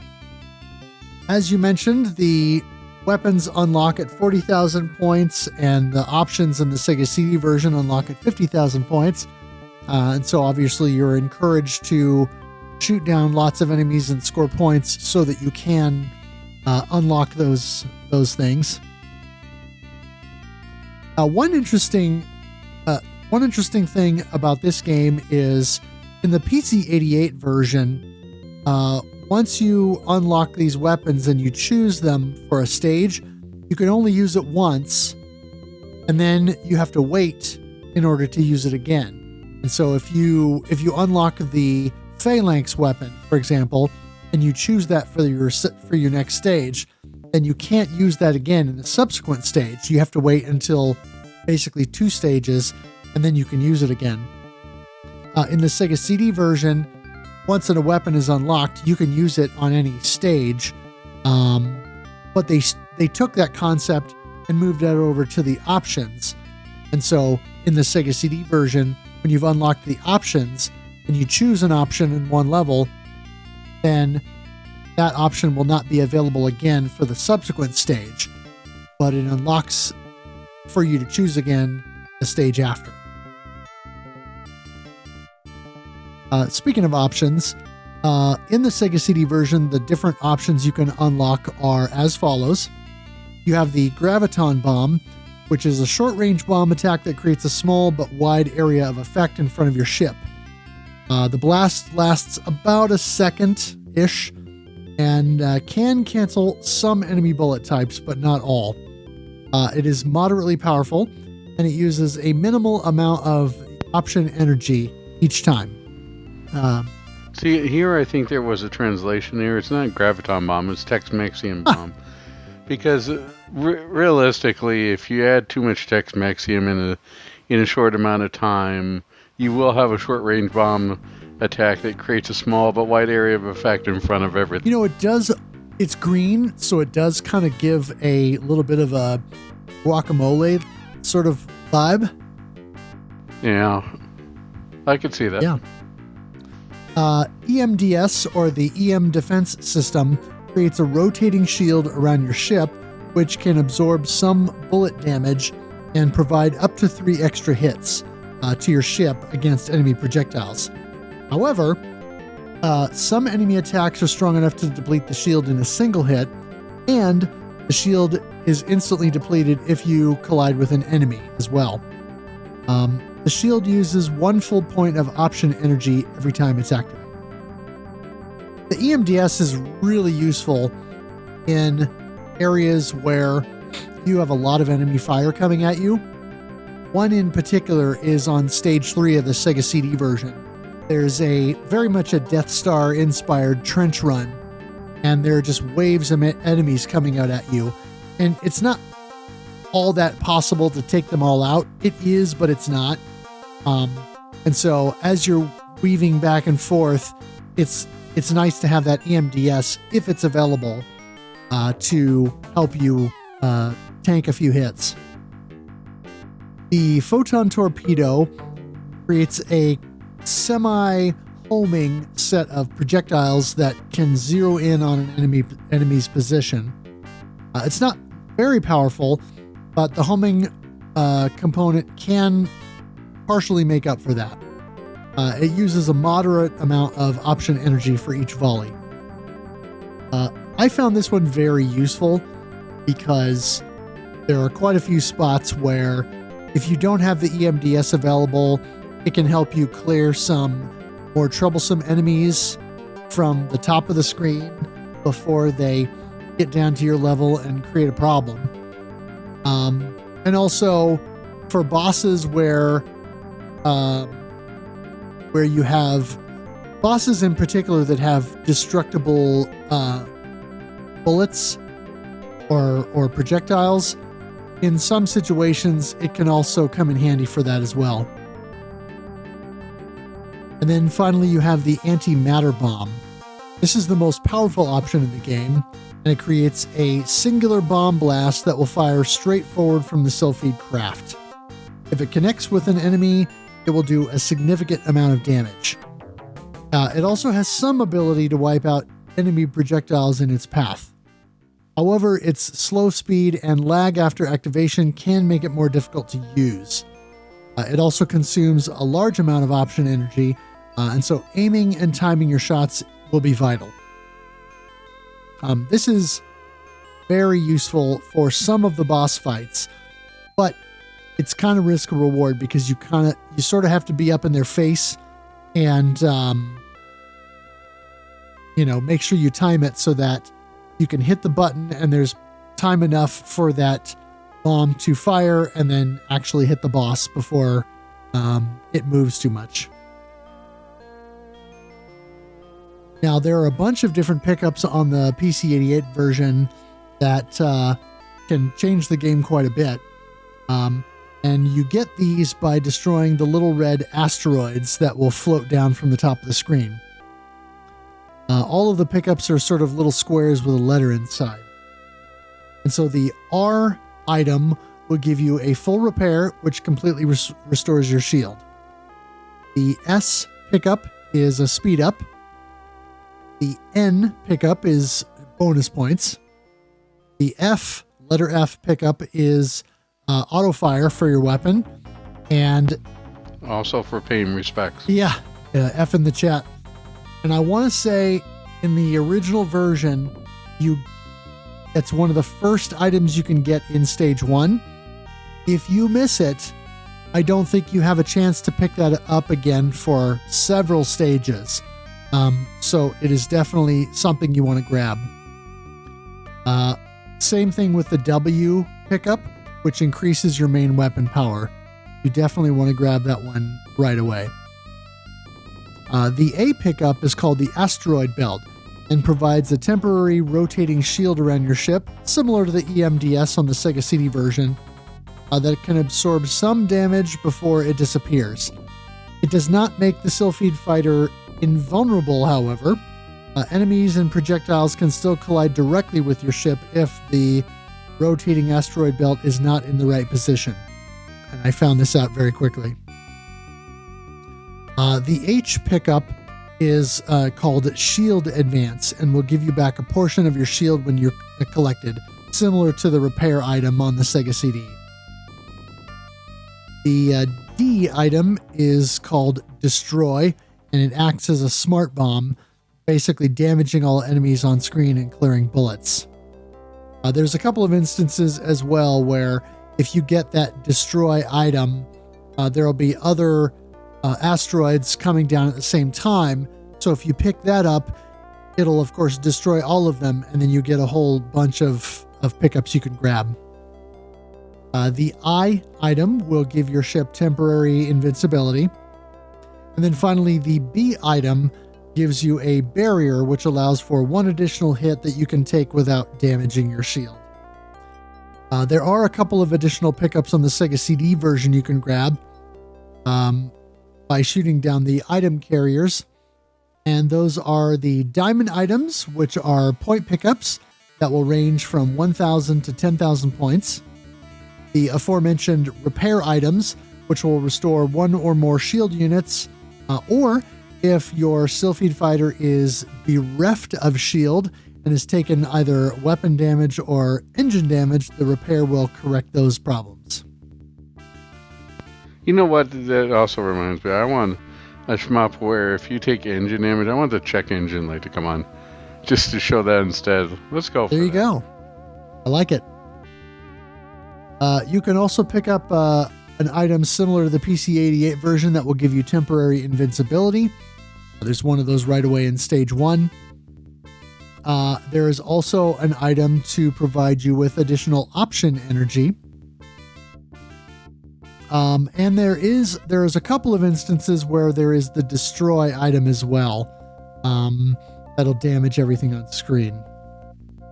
There's some overlap in enemies and bosses between the two games, but the Sega CD version has a much more expansive variety, as well as more distinct areas from stage to stage. But the PC-88 version does have a couple of specific stages where you travel inside of a large aircraft for the entire stage, so it does change up the formula a bit and adds interest, instead of just space stages and flying across the stars, basically. Star trekking across the universe. All right. Let's talk a little bit about the graphics. The original PC-88 version had limited color palettes, largely because of the black and white, lots of red as well as greens and blues. Despite this, the look of the original game is graphically impressive because the game is doing the perspective and using less to do more. Because the background elements of Sega CD version are all full motion video, they look quite good. Interesting side effect of the resolution of the system, however, is that even while the polygons and backgrounds are pre-rendered, there's still dithering going on. So any kind of texture polygons are present when there are more colorful or complex items on the screen, such as large planet in the background of stage 1, or the surface of the moon in Stage 9 and ground of the landscape in Stage 10. Still, I have to say, pretty impressive. I couldn't tell the first time I played. I was like, wait, that's full motion video? I had to actually read it. So even to this day, it makes you think that the Sega CD is doing all this trickery and scaling. Yeah, for sure. The Sega CD version specifically, there are sections of the background that treat as collision hazards at times, such as asteroids you can run to, or things such as walls or terrain objects you can collide with. Stage 4 example. The hitbox of these elements can sometimes be hard to judge because of the lower frame rate in the backgrounds in relation to the smooth movement of your ship. The Sega CD version also has a flashier intro of FMV, as well as a few FMV cutscenes between stages, though not all of them. Yeah. Yeah, overall, it does a great job of fooling you thinking that this is something that is technically possible on the Sega CD, while it wouldn't happen really technically until the PlayStation 1. Right. And see, this is the thing that I think the games industry as a whole missed the boat on this. Because if you think about it, this was the promise that this game kind of fulfilled the promise of what people thought the future of video games were going to be in the early 80s, with things like Dragon's Lair or Firefox and other Laserdisc games where you had gameplay going on over the top of this full motion video. Whereas Silpheed takes that concept, but it is much better integrated, where the foreground elements and the background elements don't feel so disparate, because it's not pixel art on top of video or something like that, where what you saw in a lot of Laserdisc games. This... Oh, hey, GameStack might come after you for Road Avenger, but I think you're safe on the Well, right. But I mean, this feels much more fully realized than most of the other games of that style, because again, the elements blend together so much better. You know, as you said, a lot of people didn't know that this was full motion video.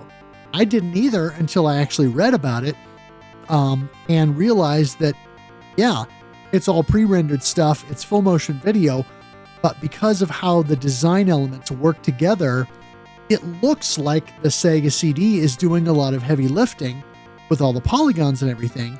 And so it really looks more like what you would think of as an early prototype of, let's say, a PlayStation game.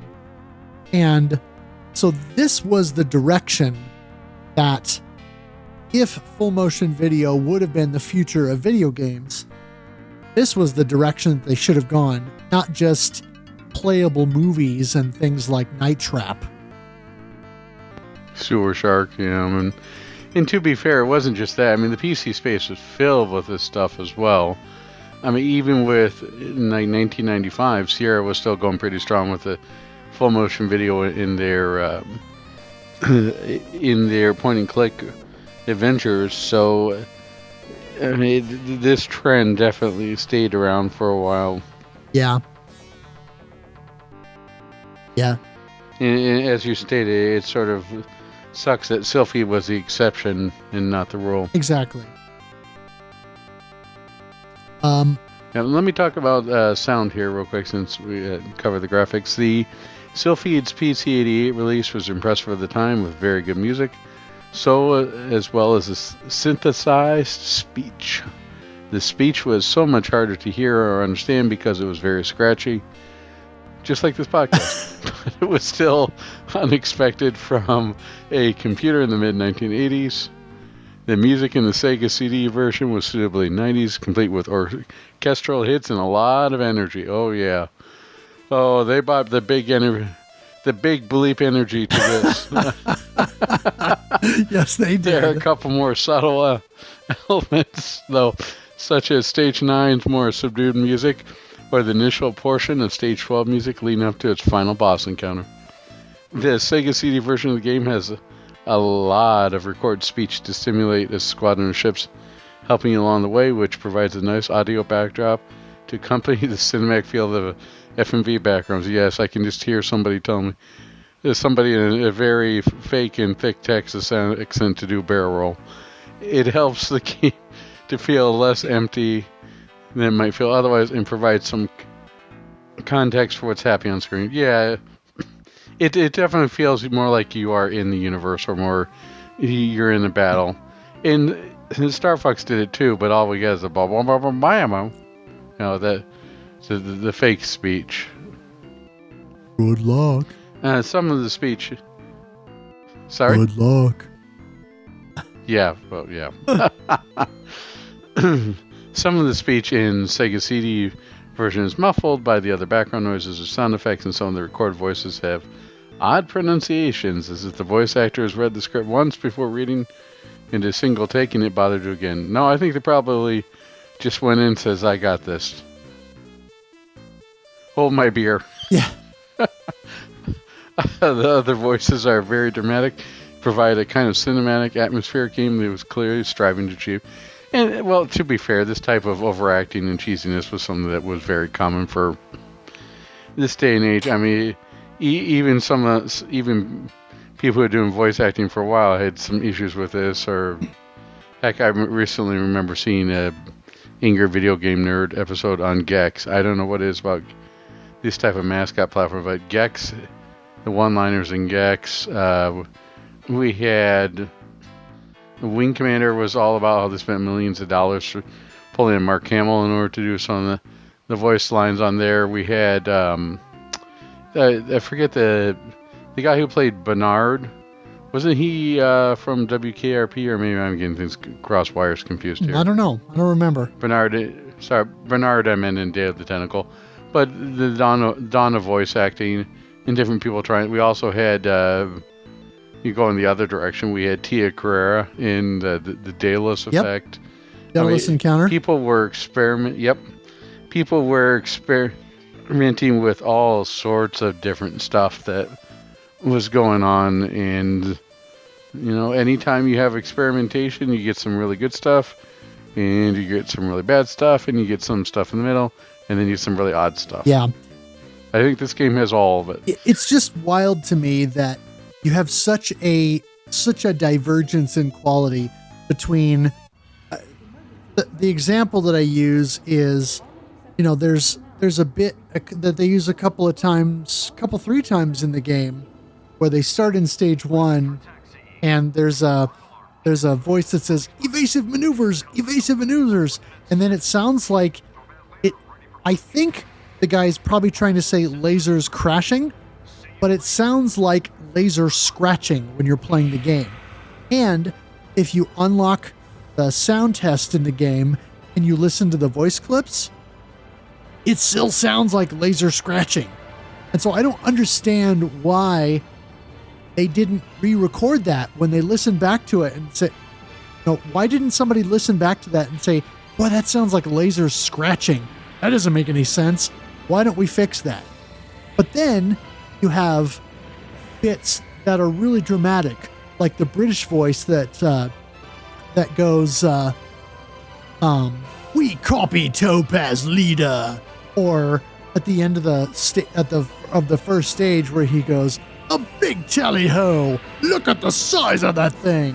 And it's like, it's really cool and dramatic, and it kind of sucks you into the world that the game is trying to build for itself and the sort of cinematic feel that they're going for with the FMV.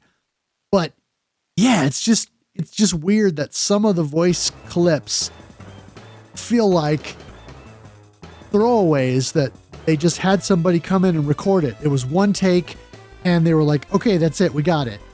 And they didn't do it a second or third time to make sure that it didn't sound like garbage. But then they have some of these that were great and are really funny and engaging. So I find it amusing that there's such a divide in quality between some of the lines. Yeah, I mean, some of it does sound like, well, use the Angry Video Nerd that I'm sure you could hear it starts with A, but was when is it? But I think what probably happened was that they were on a limited budget, and it may have been they had a certain amount of people that they could hire, and these were the professionals, and then the rest may have just been the devs speaking into, if you remember back in these type of days with the anyone who had a Sound Blaster microphone, those things were just absolute quality, right? Yeah. The one that you plugged in. So I wonder if they were just done that way and that was it. It's not like today where everyone's got a Yeti mic or a Bluetooth headset on there and can sound great. This is like, oh, it sounds like a human. Good. We got it good enough. Yeah. Well, all I got to say is Stage 4. Stage 4's proceed with caution definitely gave me PTSD after a while. Hey, well, you know what? Also, I was thinking about this was with the 3DO had a ton of this stuff too, right? This was the age of experimenting with. That was it's not the Deus Gum. I'm trying, but there was like a sequel. There's 2 games where you play with this, and they had like these over-the-top full motion video cutscenes on this. It was just sign of the times. Yeah. Touching on the scoring real quick. Most of your points are going to come from enemy destruction, of course. And also some enemy projectiles can be destroyed for points as well. You can collect the diamond-shaped items on the Sega CD version, which will drop from some carriers that we already mentioned. And one thing that we found out during the course of playing the game for the month is that some of those items, not all, but some, will actually change from that orange color to more of a blue color if they're on screen long enough. And once they turn blue, they're actually worth more points. So it's advantageous to shoot down the item carriers when they first appear at the top of the screen, and then let those things get more toward the bottom of the screen. A little risk reward with that. As I mentioned before, the diamonds start around 1,000 points, and then they'll be worth more as the game goes on. The last couple of stages, the diamonds look a little bit different, and they can be worth as much as 10,000 points. And then also, if you're at full shield, then the repair items will give you bonus points as well, usually 1,000 points per repair.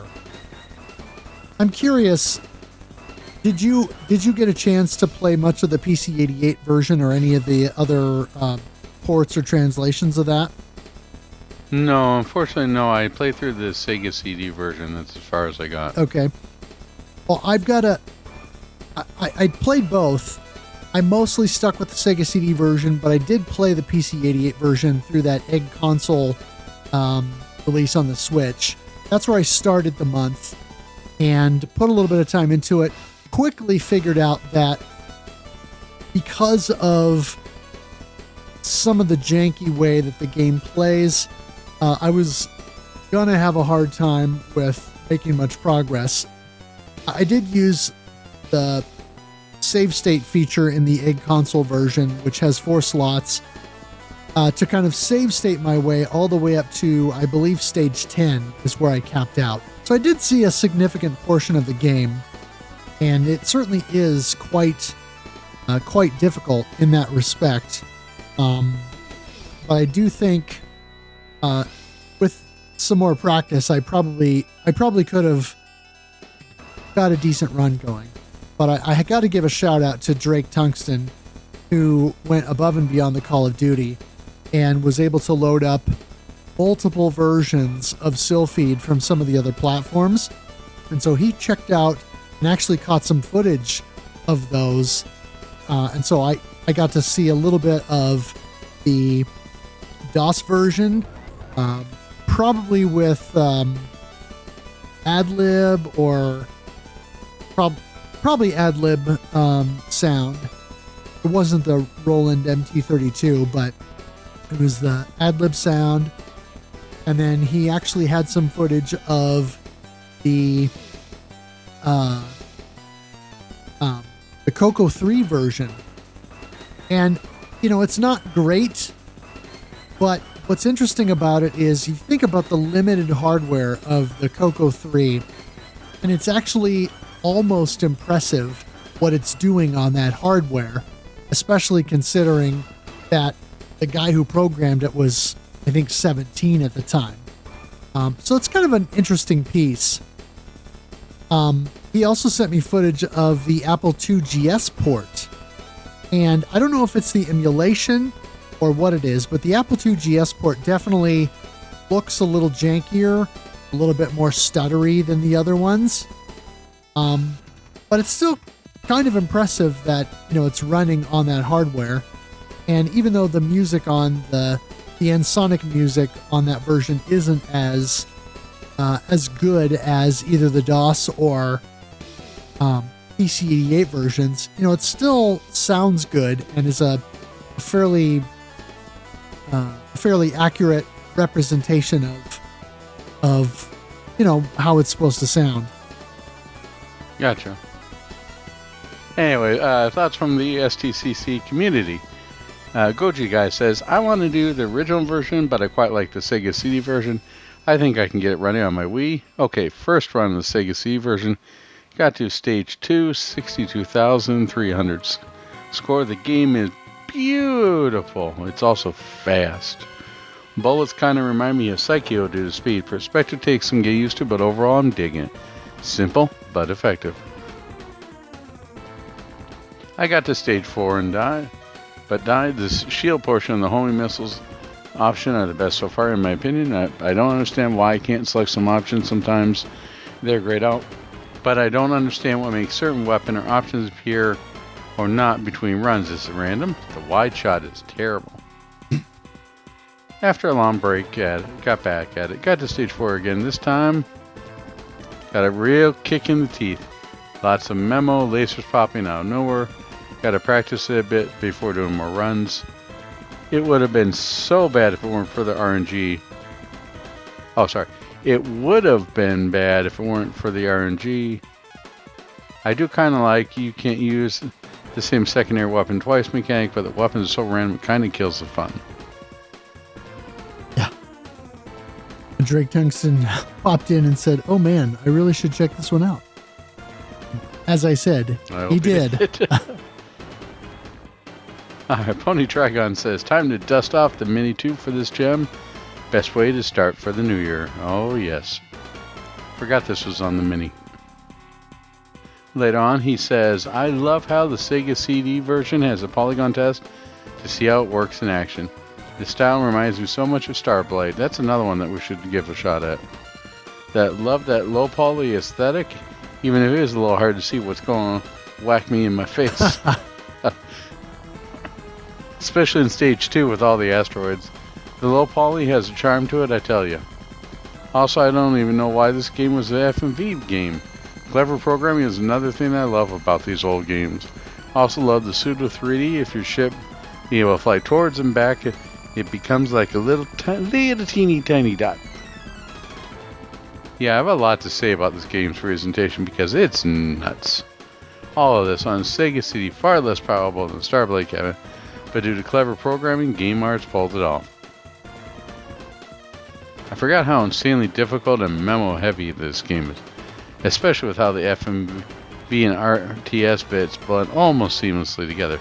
Also, heck yeah, we get a trench run. Dies immediately after. Well, crap.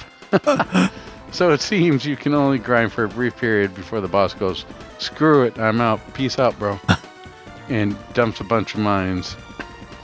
I gotta say, even the presentation of the PC-88 version, nuts. I immediately got distracted in Area 3 while I was watching the planet load in. I will say, even though it's harder to hear the voice in the PC-88 version, very staticky. I like how both of these games took the limits. What's that approach designed to? Reminds me of an Elite in a way. Photon Torpedo best option. Fight me. Change my mind, bro. One thing I'm starting to learn with this game is scoring is pretty much essential. Again, the secret invisible power-up in Stage 1 is practically mandatory.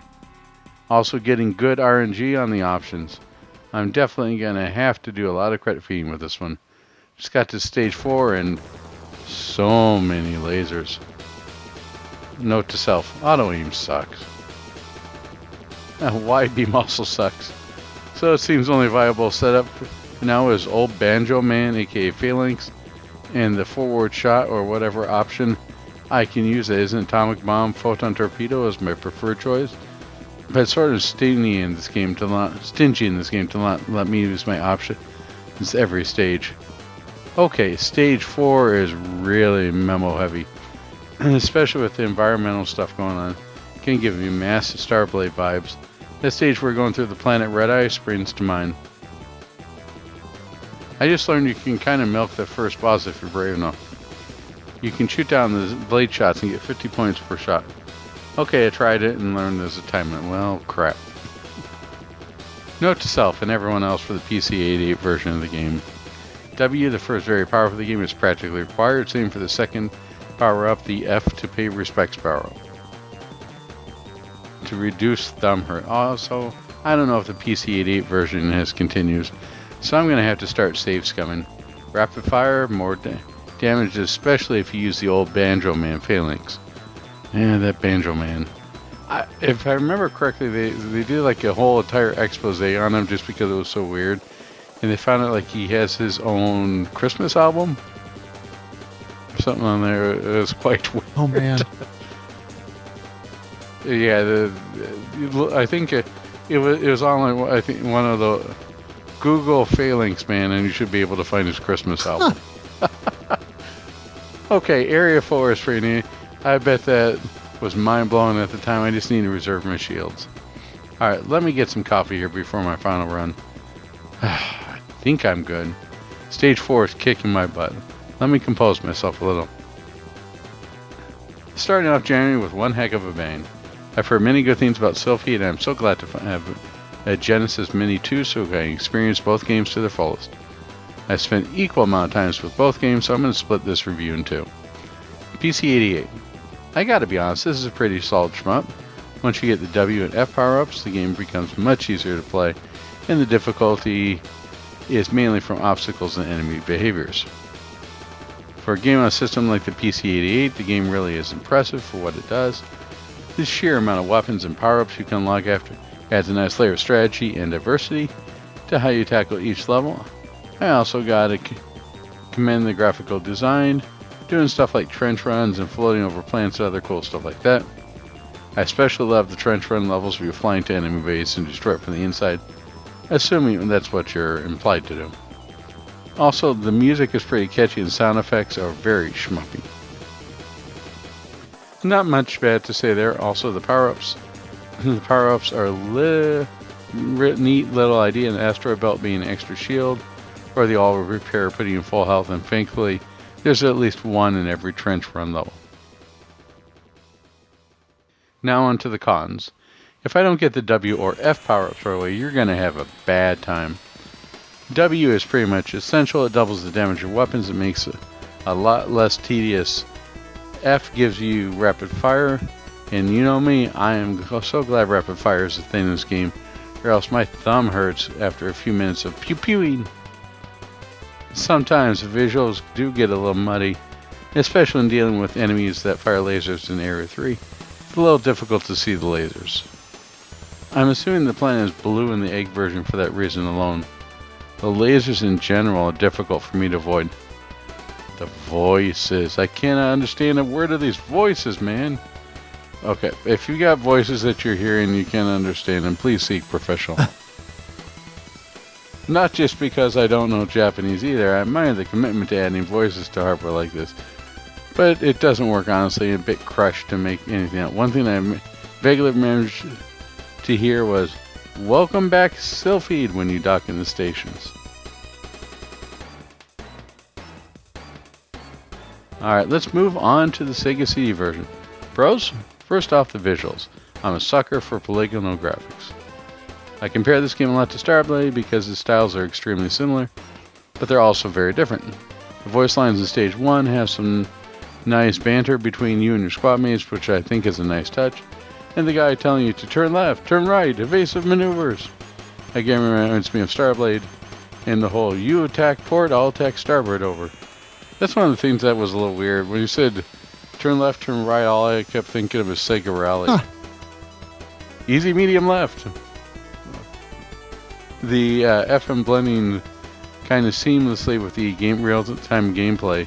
It's also really cool, like the speed stage, the stage 4 having you fly through twisty tunnels and avoiding lasers, asteroids whooshing past your ship in stage 2, barely clipping away, and it's exhilarating. The option system is a neat mechanic. To the weapon system, well, it's still doing that one weapon per stage thing that the PC-88 version did. Not only is stingy, while also being a nice reference to the power-ups in the PC-88 version. EMDS comes to mind there because it reminds me of the asteroid belt power-up. I was a photon torpedo main, because whoo boy, homing weapons are pretty much a necessity here. The music, very catchy and sets the mood for the stages. There are not bad things to say here. Cons. I know, I sung the praise of the visuals a lot, but the visuals are the game's biggest downside. Stages 2 and 4 being the biggest examples of this. In an effort to blend the FMV and the real-time stuff, the game gets insanely memo-heavy, due to needing to figure out what can and can't smack your cockpit, like flying junk on the highway. Yeah, and that's nothing worse than shmup roadkill, right? I do wish there was an audio cue with the asteroids. Like how Zevi said, a little plink, plink, plink. The sound of the Gura, seeing the shots connect on wall is not very helpful. Also, the Y-beam in both games sucks. Some final cons for both games.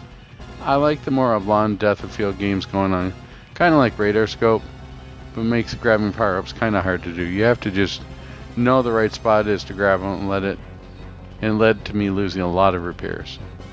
Speaking of repairs, you'll need them. Both games give you generous 5 or 6 shield hits. You think, oh, that means the game's going to be easy, right?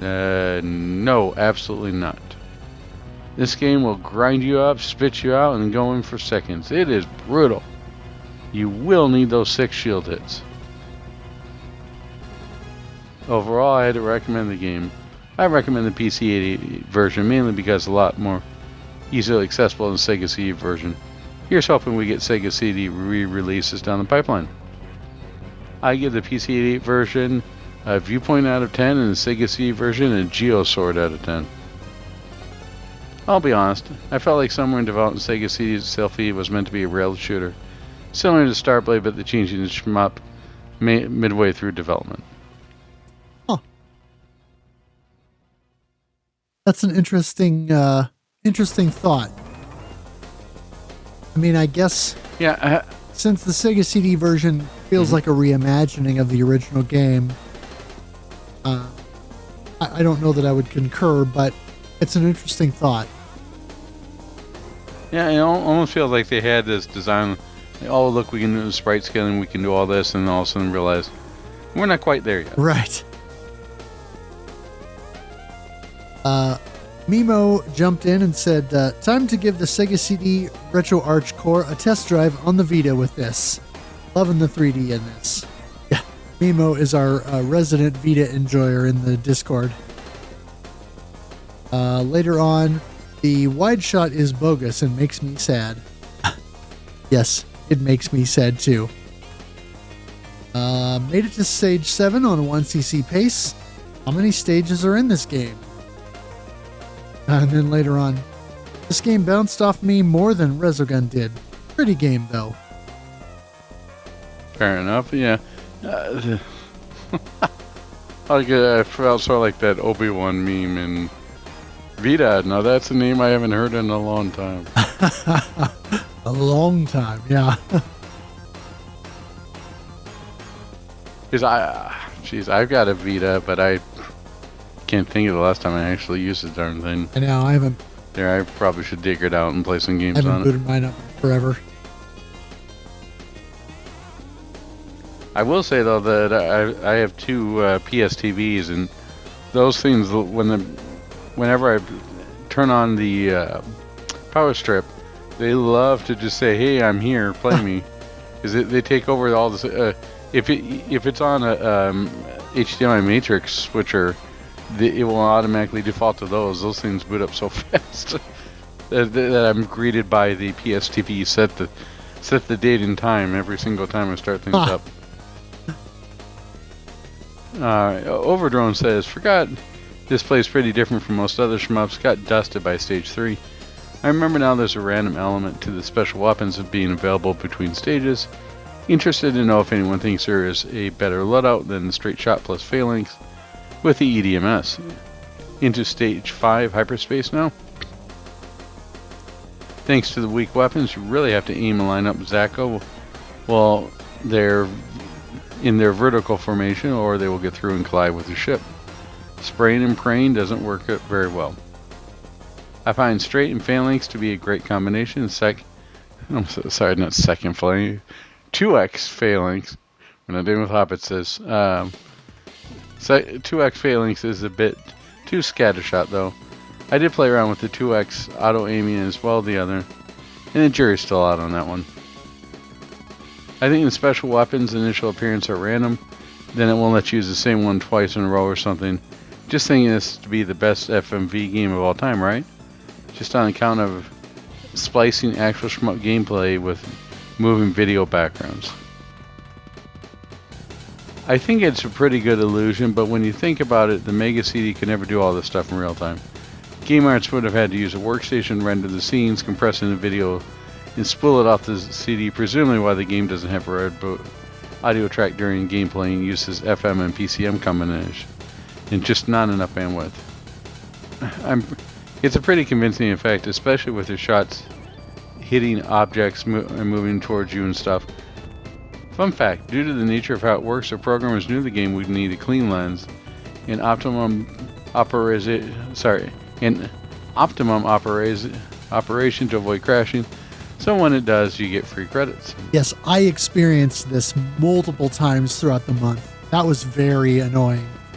And Duke Togo and I were going back and forth in chat during my streams, wondering if it was maybe because the pins on my Sega Genesis, the pins that connect on the side with the Model 1 Sega CD, that maybe those needed to be cleaned. So I actually did pull those apart and broke out the alcohol wipes to clean that off. And it was pretty filthy. It did help some, but I still had crashes even after that. So it must be a thing with this game where if the elements aren't just right, it'll do that. Remember, kids, make sure to brush your Sega CD pins, get them minty fresh.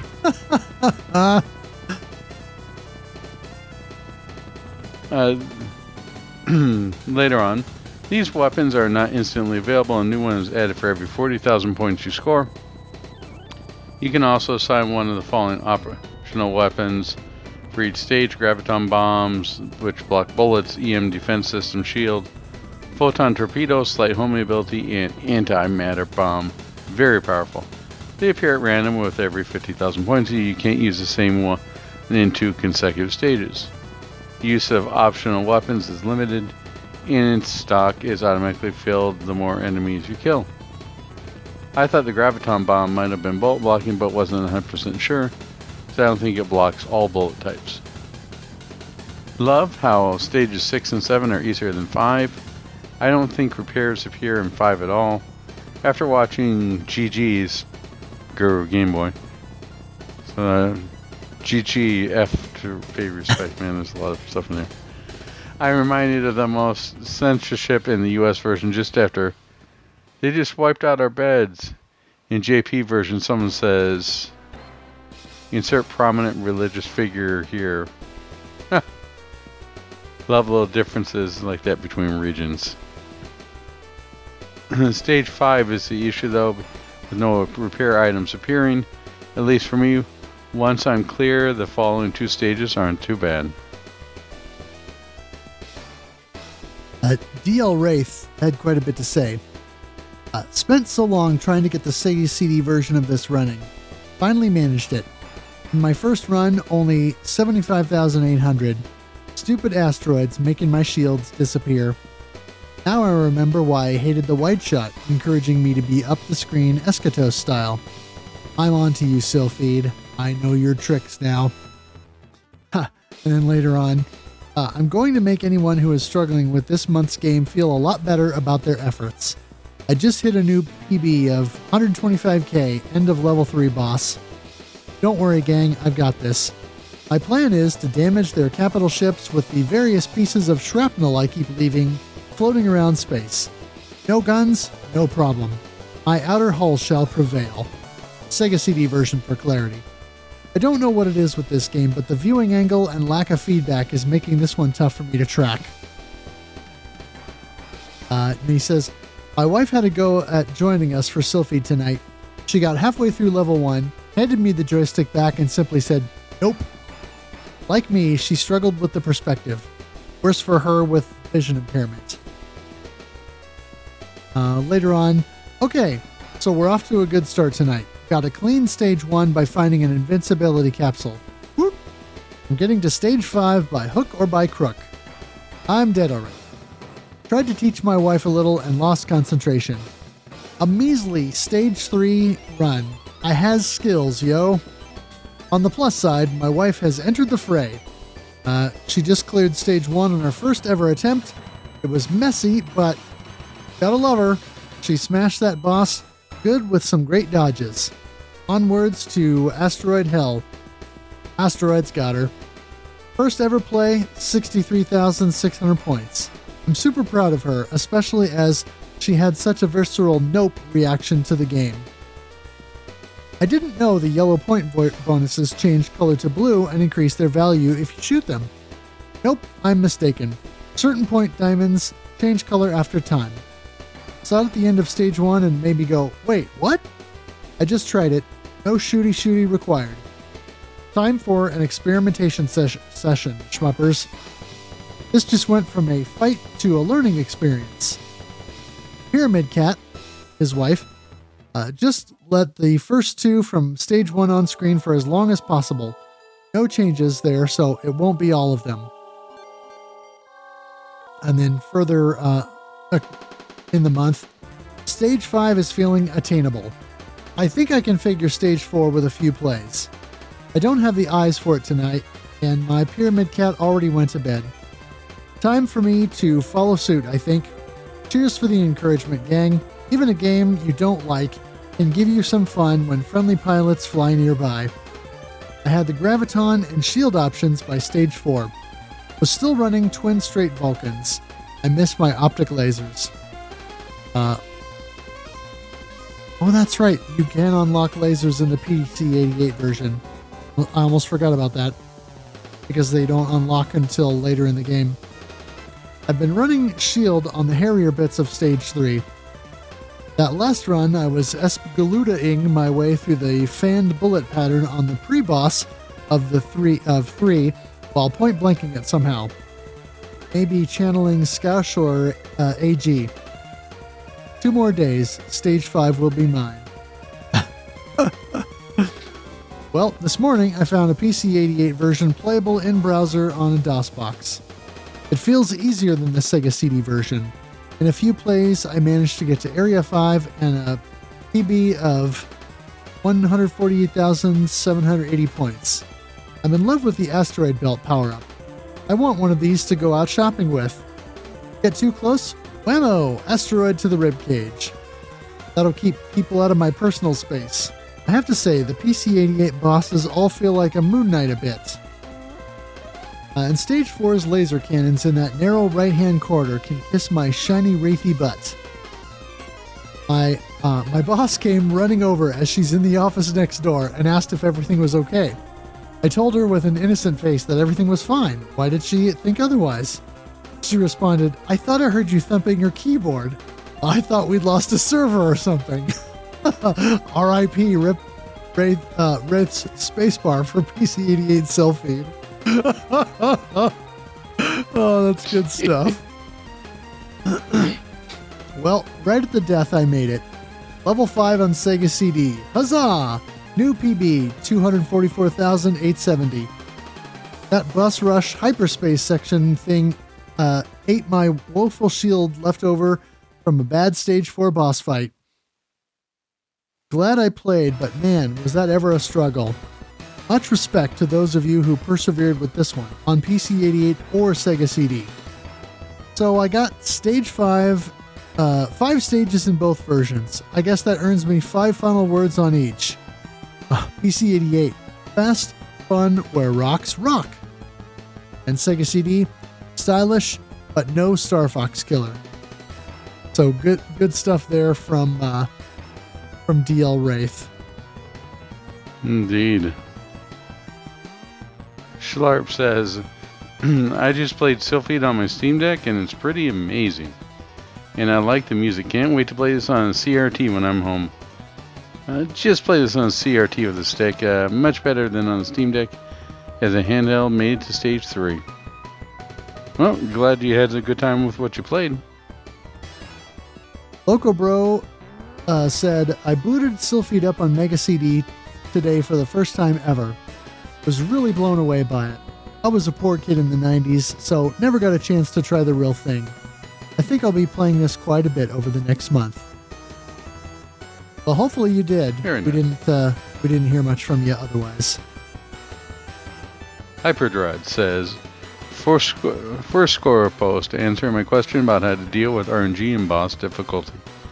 Same way I dealt with the bosses in Darius Gaiden. Get up close and feed them with the auto fire. Also, I saved the failing shots for the stage 3. I quickly learned that if your shield breaks, you have to take more damage and you lose power-ups. I'm glad at least they have enough mercy to give you some shields back if you finish a stage with it broken. The boss of Area 7 has some nasty attacks that creates a wall of damage that blocks your shots. I think at least one phalanx or V-shot is recommended for this stage. Though it's a base stage, so phalanx won't be that useful until the boss. Further, so I've gotten stage 7 of the PC-88 version. I'm digging the game honestly, though I need to play it more. Got to stage 10 of the PC-88 port. Stage 9 was particularly nasty with the shrapnel bombs everywhere. Best bring a phalanx shot or two for it. Some of the enemy movement is proximity. They veer toward you if you're below them diagonally. The only RNG I've consciously noted is one of the bosses flying into the screen at the bottom right hand corner instead of the bottom left. Otherwise it flew in the same pattern, but mirrored. First boss of stage 10 in the PC-88 version has a barrier that reflects laser fire, and I brought 2 lasers. So I used what invincibility frames I get on damage to get in its face and blast it with lasers. Darius Gaiden boss strategies come in handy again. The stage after the boss rush is like a victory lap. Lots of destroy and invincibility pickups in the asteroid stage, but the boss creates a wall of damage that blocks your shot. Got it clear, but not too proud of it. There was much abuse of the rewind and save state features. I gotta say though, the presentation was impressive, especially with the battleship Gilior appears. I can't say I prefer the PC-8 version because it's the only one I have access to. I have a good time with it though. More than I thought I would when I got it. I was pleasantly surprised by Silpheed the PC-8 version and wasn't sure if the game when I first got it, but I found myself coming back to it more often than I thought. Starting with the positives, it's a pretty game to look at despite releasing in the 80s. The colors are bright and the visuals are striking without being overwhelming. The intro is also neat with its wireframe animation. Of note is the title screen when booting the game. The tracing of the title in red and filling in followed by the sheen effect, by an accompanied sound effect by the sheen really wraps up the title screen in a very nice bow. Speaking of sounds, the music and sound effects are no slouches either. The first stage's track reminds you of the first stage in any Gradius game, so that's a plus in my book. The sounds also pop and crunch with it right ways, and the voice acting in Japanese and English. Of course, voice acting is the weakest aspect in the sound department, but how many video games developed and released in the 80s can say they have voice acting? Not very many. I mean, and even when it does, you end up with Ghostbusters. So, it's definitely a plus. Finally, there's the weapons. There's a nice variety going on. plus the ability to equip a different weapon to each side of Silpheed leads to some really neat combinations. There's a standard shot, not much to say, shoots bullets forward, no more, no less. Phalanx shotguns out ahead and the side of your fighter. I'm not sure, but I think the individual Phalanx bolt has less power than the standard shot bullet. Then there's the V-shot, which shoots 2 bullets forward in V-shape, hence the name. It's the only weapon that can hit a target from the opposite side of its placement. Say a V-shot mounted on the left side can hit enemies on the right side of the Silpheed. Only weakness is that it can't hit targets directly in front of a distance. Next is the laser. In principle, it's the strongest version of the forward shot, but it hits its targets near instantly. Finally, there's auto aim. No need to position yourself. The weapon covers the whole 175 through 180 degrees on its side of the ship. Forward, sideways, and back. You're probably thinking, why would I use any other weapons when laser exists? For one, there are enemies and bosses that reflect laser back at you. The other reason I'll touch on for now. For a start, there's a ton of negatives. You need to unlock other new weapons. A new weapon is locked every 50,000 points, and I believe which side unlocks depends upon which side deals the most damage. This could potentially lead to situations where only your left weapons are unlocking with none of your right side available. There's also the fact that the other weapons don't stay unlocked if you use them. So say you have unlocked both lasers and you're tearing out the ways of enemies and annihilating bosses with them. Come next stage and you're selecting weapons to find them. You'll find them unusable for a few stages. Now you have to select different weapons. Eventually you get a game over and have to start again. Personally, it takes too long between the game overs and restarting the game to get into gameplay again.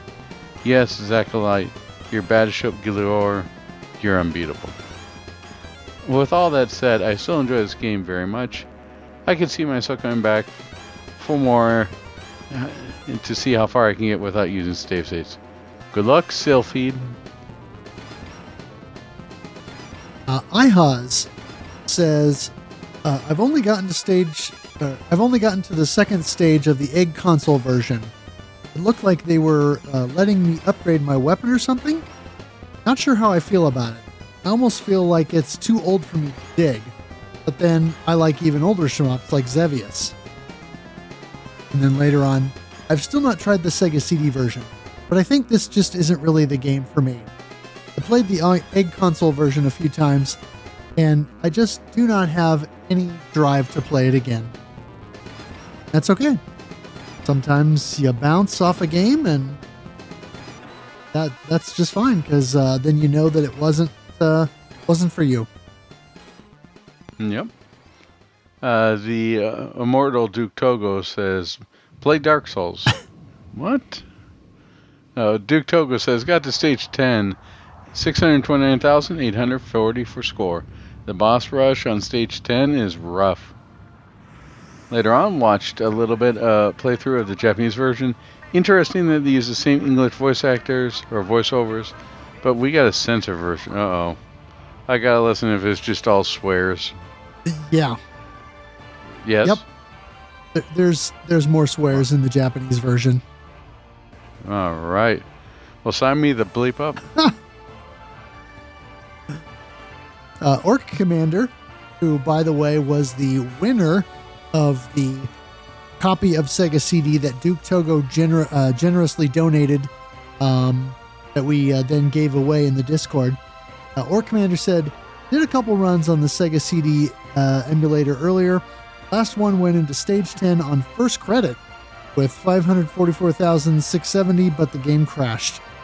I don't know how you did that on your first credit. That is wild to me. Last boss, I don't know how you do enough damage to kill it in time. It's a rough. Okay, I finally got the clear after a bunch of earlier runs kept crashing on stage 10, which is probably a Kega fusion bug. The only strat I could find for the final boss is to bring at least 30 plus units of photon torpedo into the fight, the more the better, since otherwise the boss has a cheap insta-kill laser during its second attack cycle. Overall, cool game, but even if it does have some similar issues to other Game Arts games of the era, such as big hitbox and movement speed of a snail, big difficulty spikes on the last boss. I think once you plan out most of the special weapon usage, early choke points like stages 4, 5, and 8 become a lot more manageable with the antimatter bomb or shield.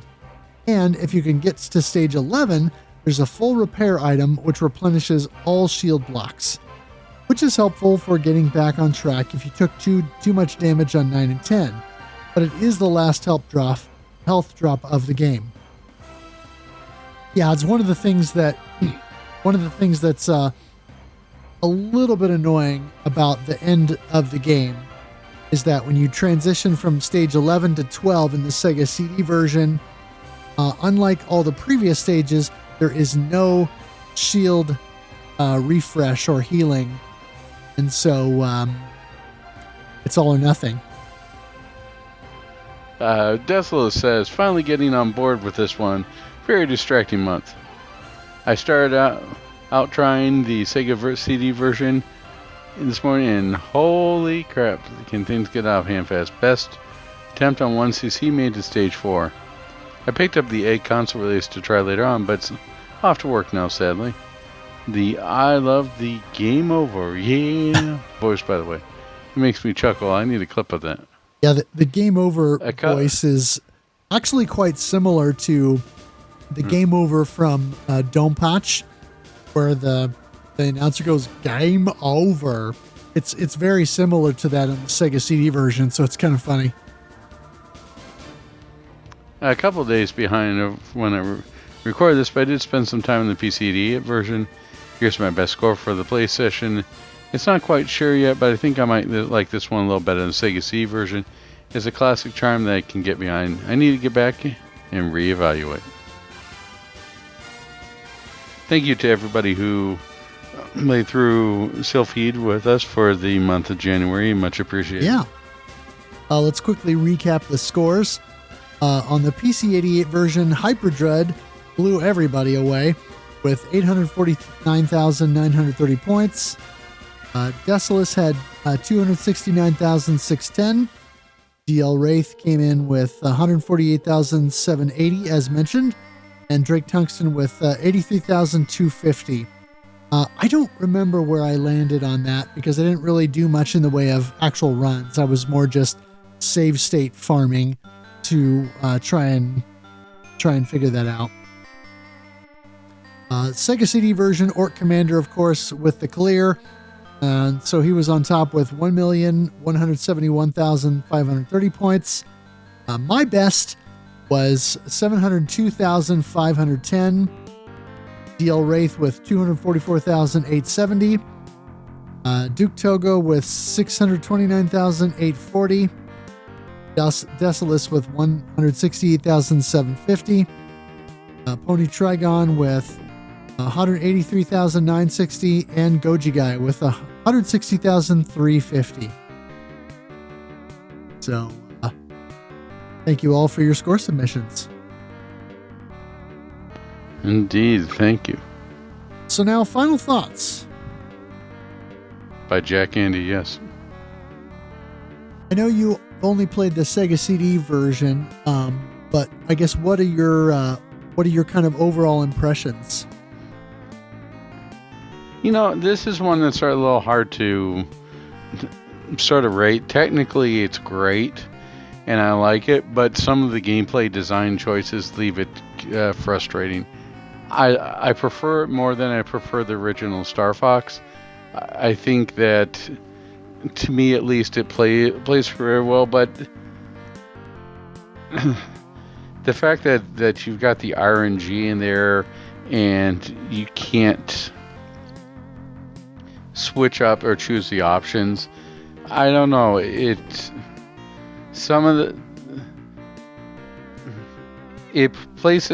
would still recommend it to people, and I definitely do like it, but there's enough that detracts from it too. So I think this would probably end up being like in the 80s for me, maybe mid 80s. It's definitely something that I would recommend to people, but it's also one that I could see people getting very frustrated at. It's definitely one of the better games that are actual games on the Sega CD. It's when people think Sega CD, they think of Night Trap, or they think of Sewer Shark, or maybe they go the opposite direction and think of Sonic CD, all the 2D sprite games.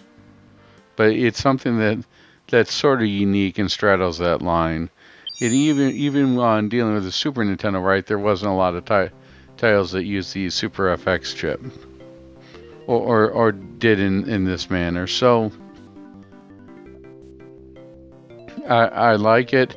I think it's quirky, and I think it's unique. But if you're going for pure shmup, I think there are better titles on the Sega CD. So definitely worth playing, definitely worth trying out. But there are definitely some frustrations to be felt with it. Yeah, I think that's all fair. I had experience with the Sega CD version before because, as I mentioned on stream, I got my Sega CD in, I think it was the summer of 2001, and ended up buying a copy of Silpheed very shortly after that. And while I haven't played it a ton over the years, it was always one that I found interesting and kind of neat. Looking at the PC-88 version, I guess to start with, it's actually quite impressive for its time, particularly when you consider it's from 1986 and it's running on relatively meager hardware. But the soundtrack is good. It's a limited number of tunes, but it sounds good. The sound effects are fine for what they are for the time. And of course, the digitized speech is very much a mixed bag. I mean, a lot of the digitized speech is in Japanese, so I'm not understanding it. But even the stuff that I can understand, like "Good luck, Silpheed" or "Welcome home, Silpheed," is very scratchy and difficult to hear.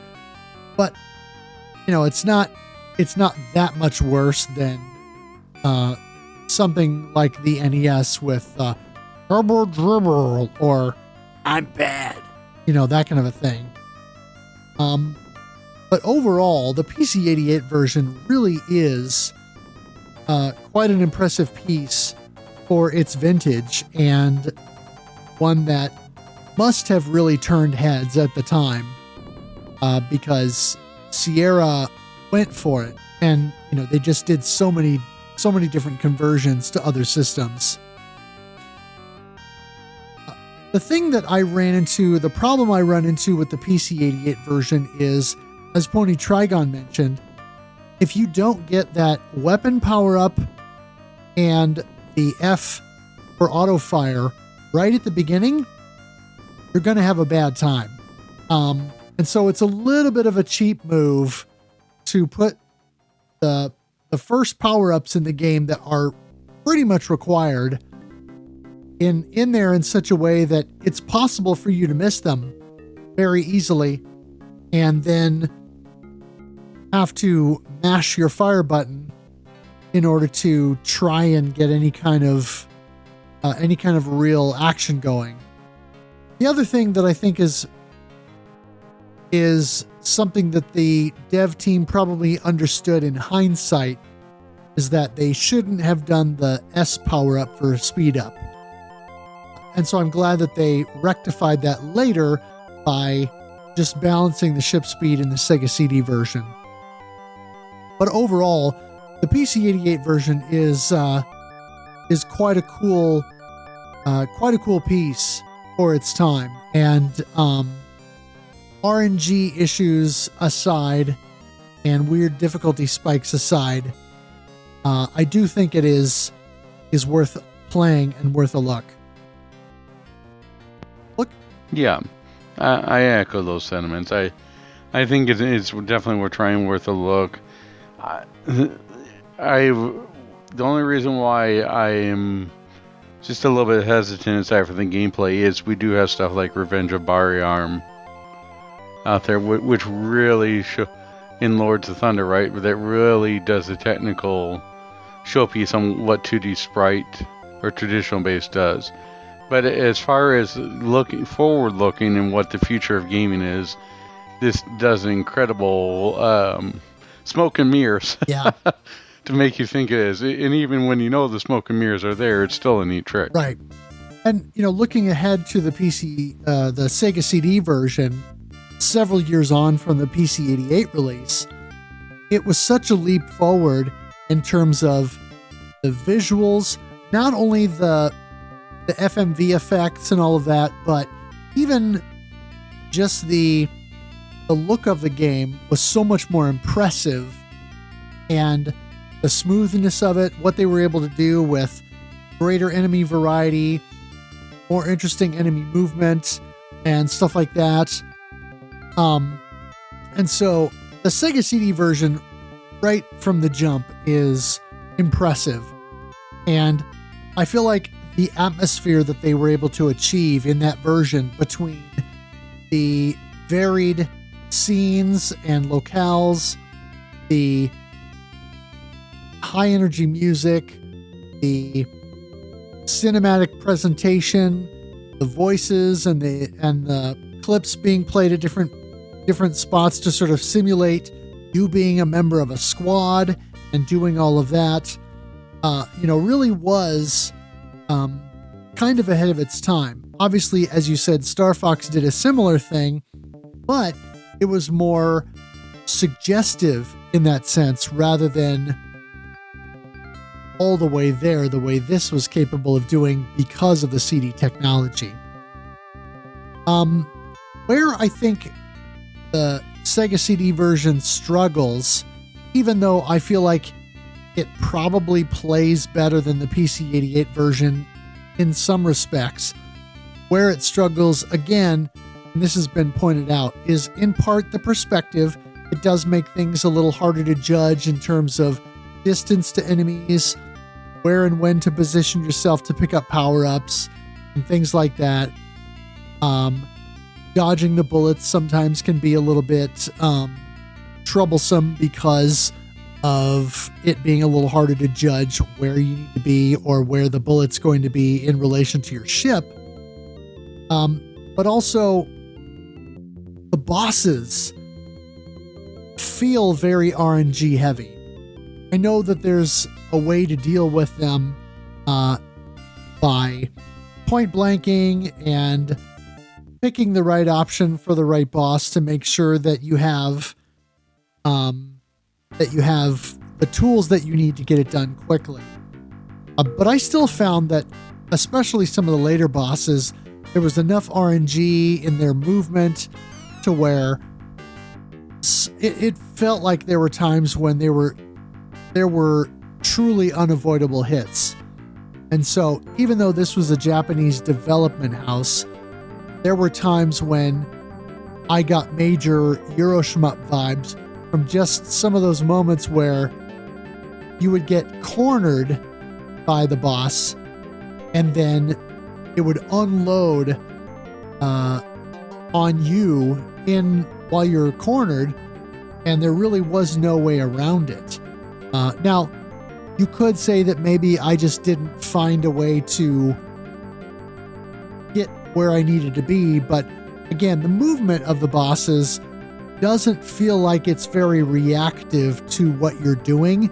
It feels like, okay, we have a set number of patterns that we're going to program in for the game, and depending on your run, it's going to pick one out of these 6 or 8 patterns that it has, and then it's going to run the sequence. Maybe there's more to it than that, but that's the way it feels when you're playing in the heat of the moment. So it does feel a little bit like luck of the draw in that sense. Another frustration that I had was the end of the game.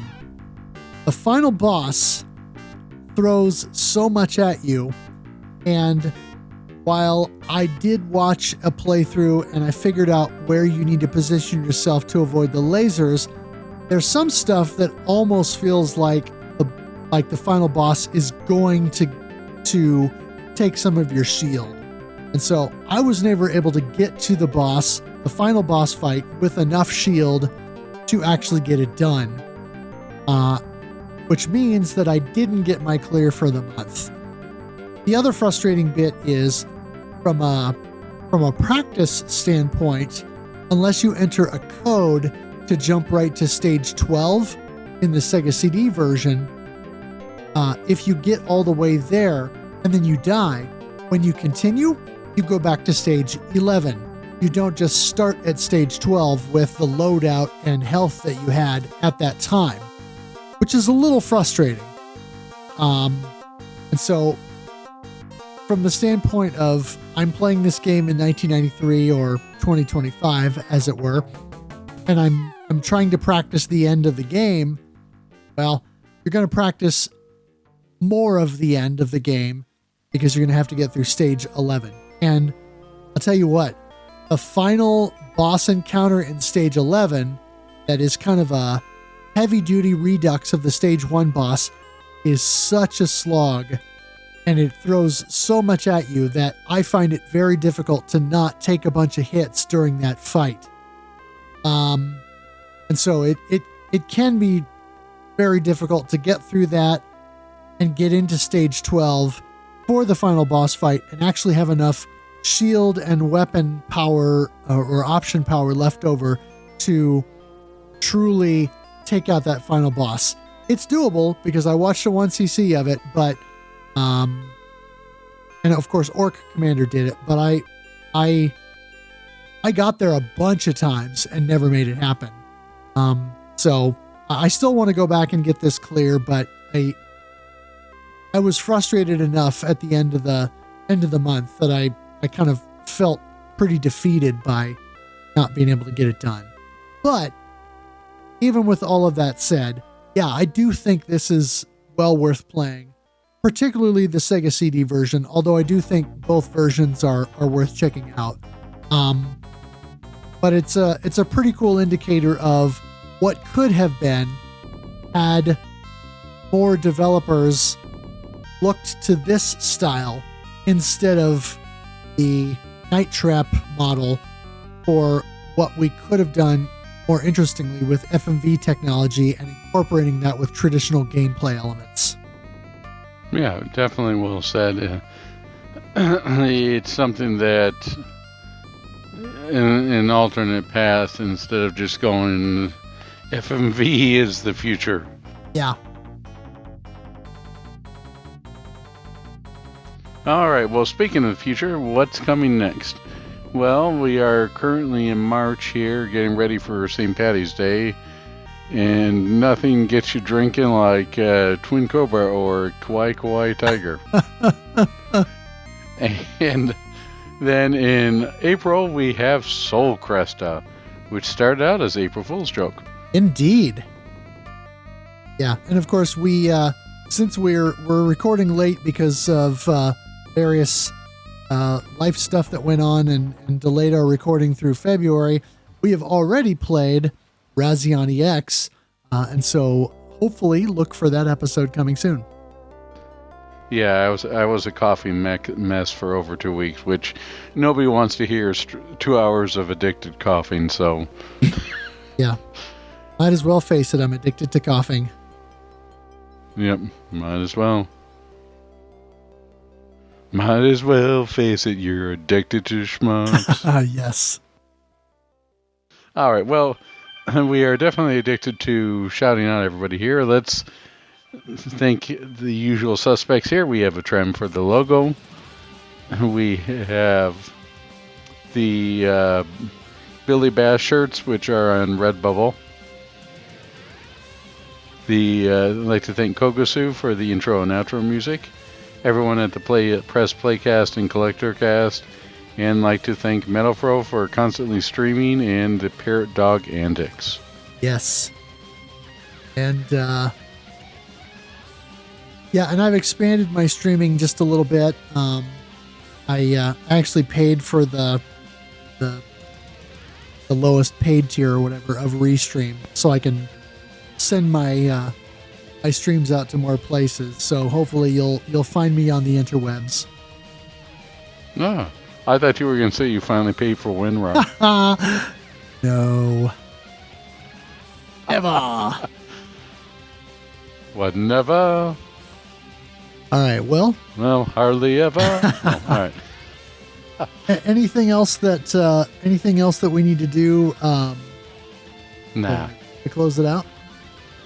No, as you can tell, my voice is getting less and less, less and less here. So I want to say thank you again for working around the conflict schedule and all that stuff, and I'm doing my best to get better and get moving. So sounds good. All right. Well, thank you all for listening, and we will catch you again next time. Thank you.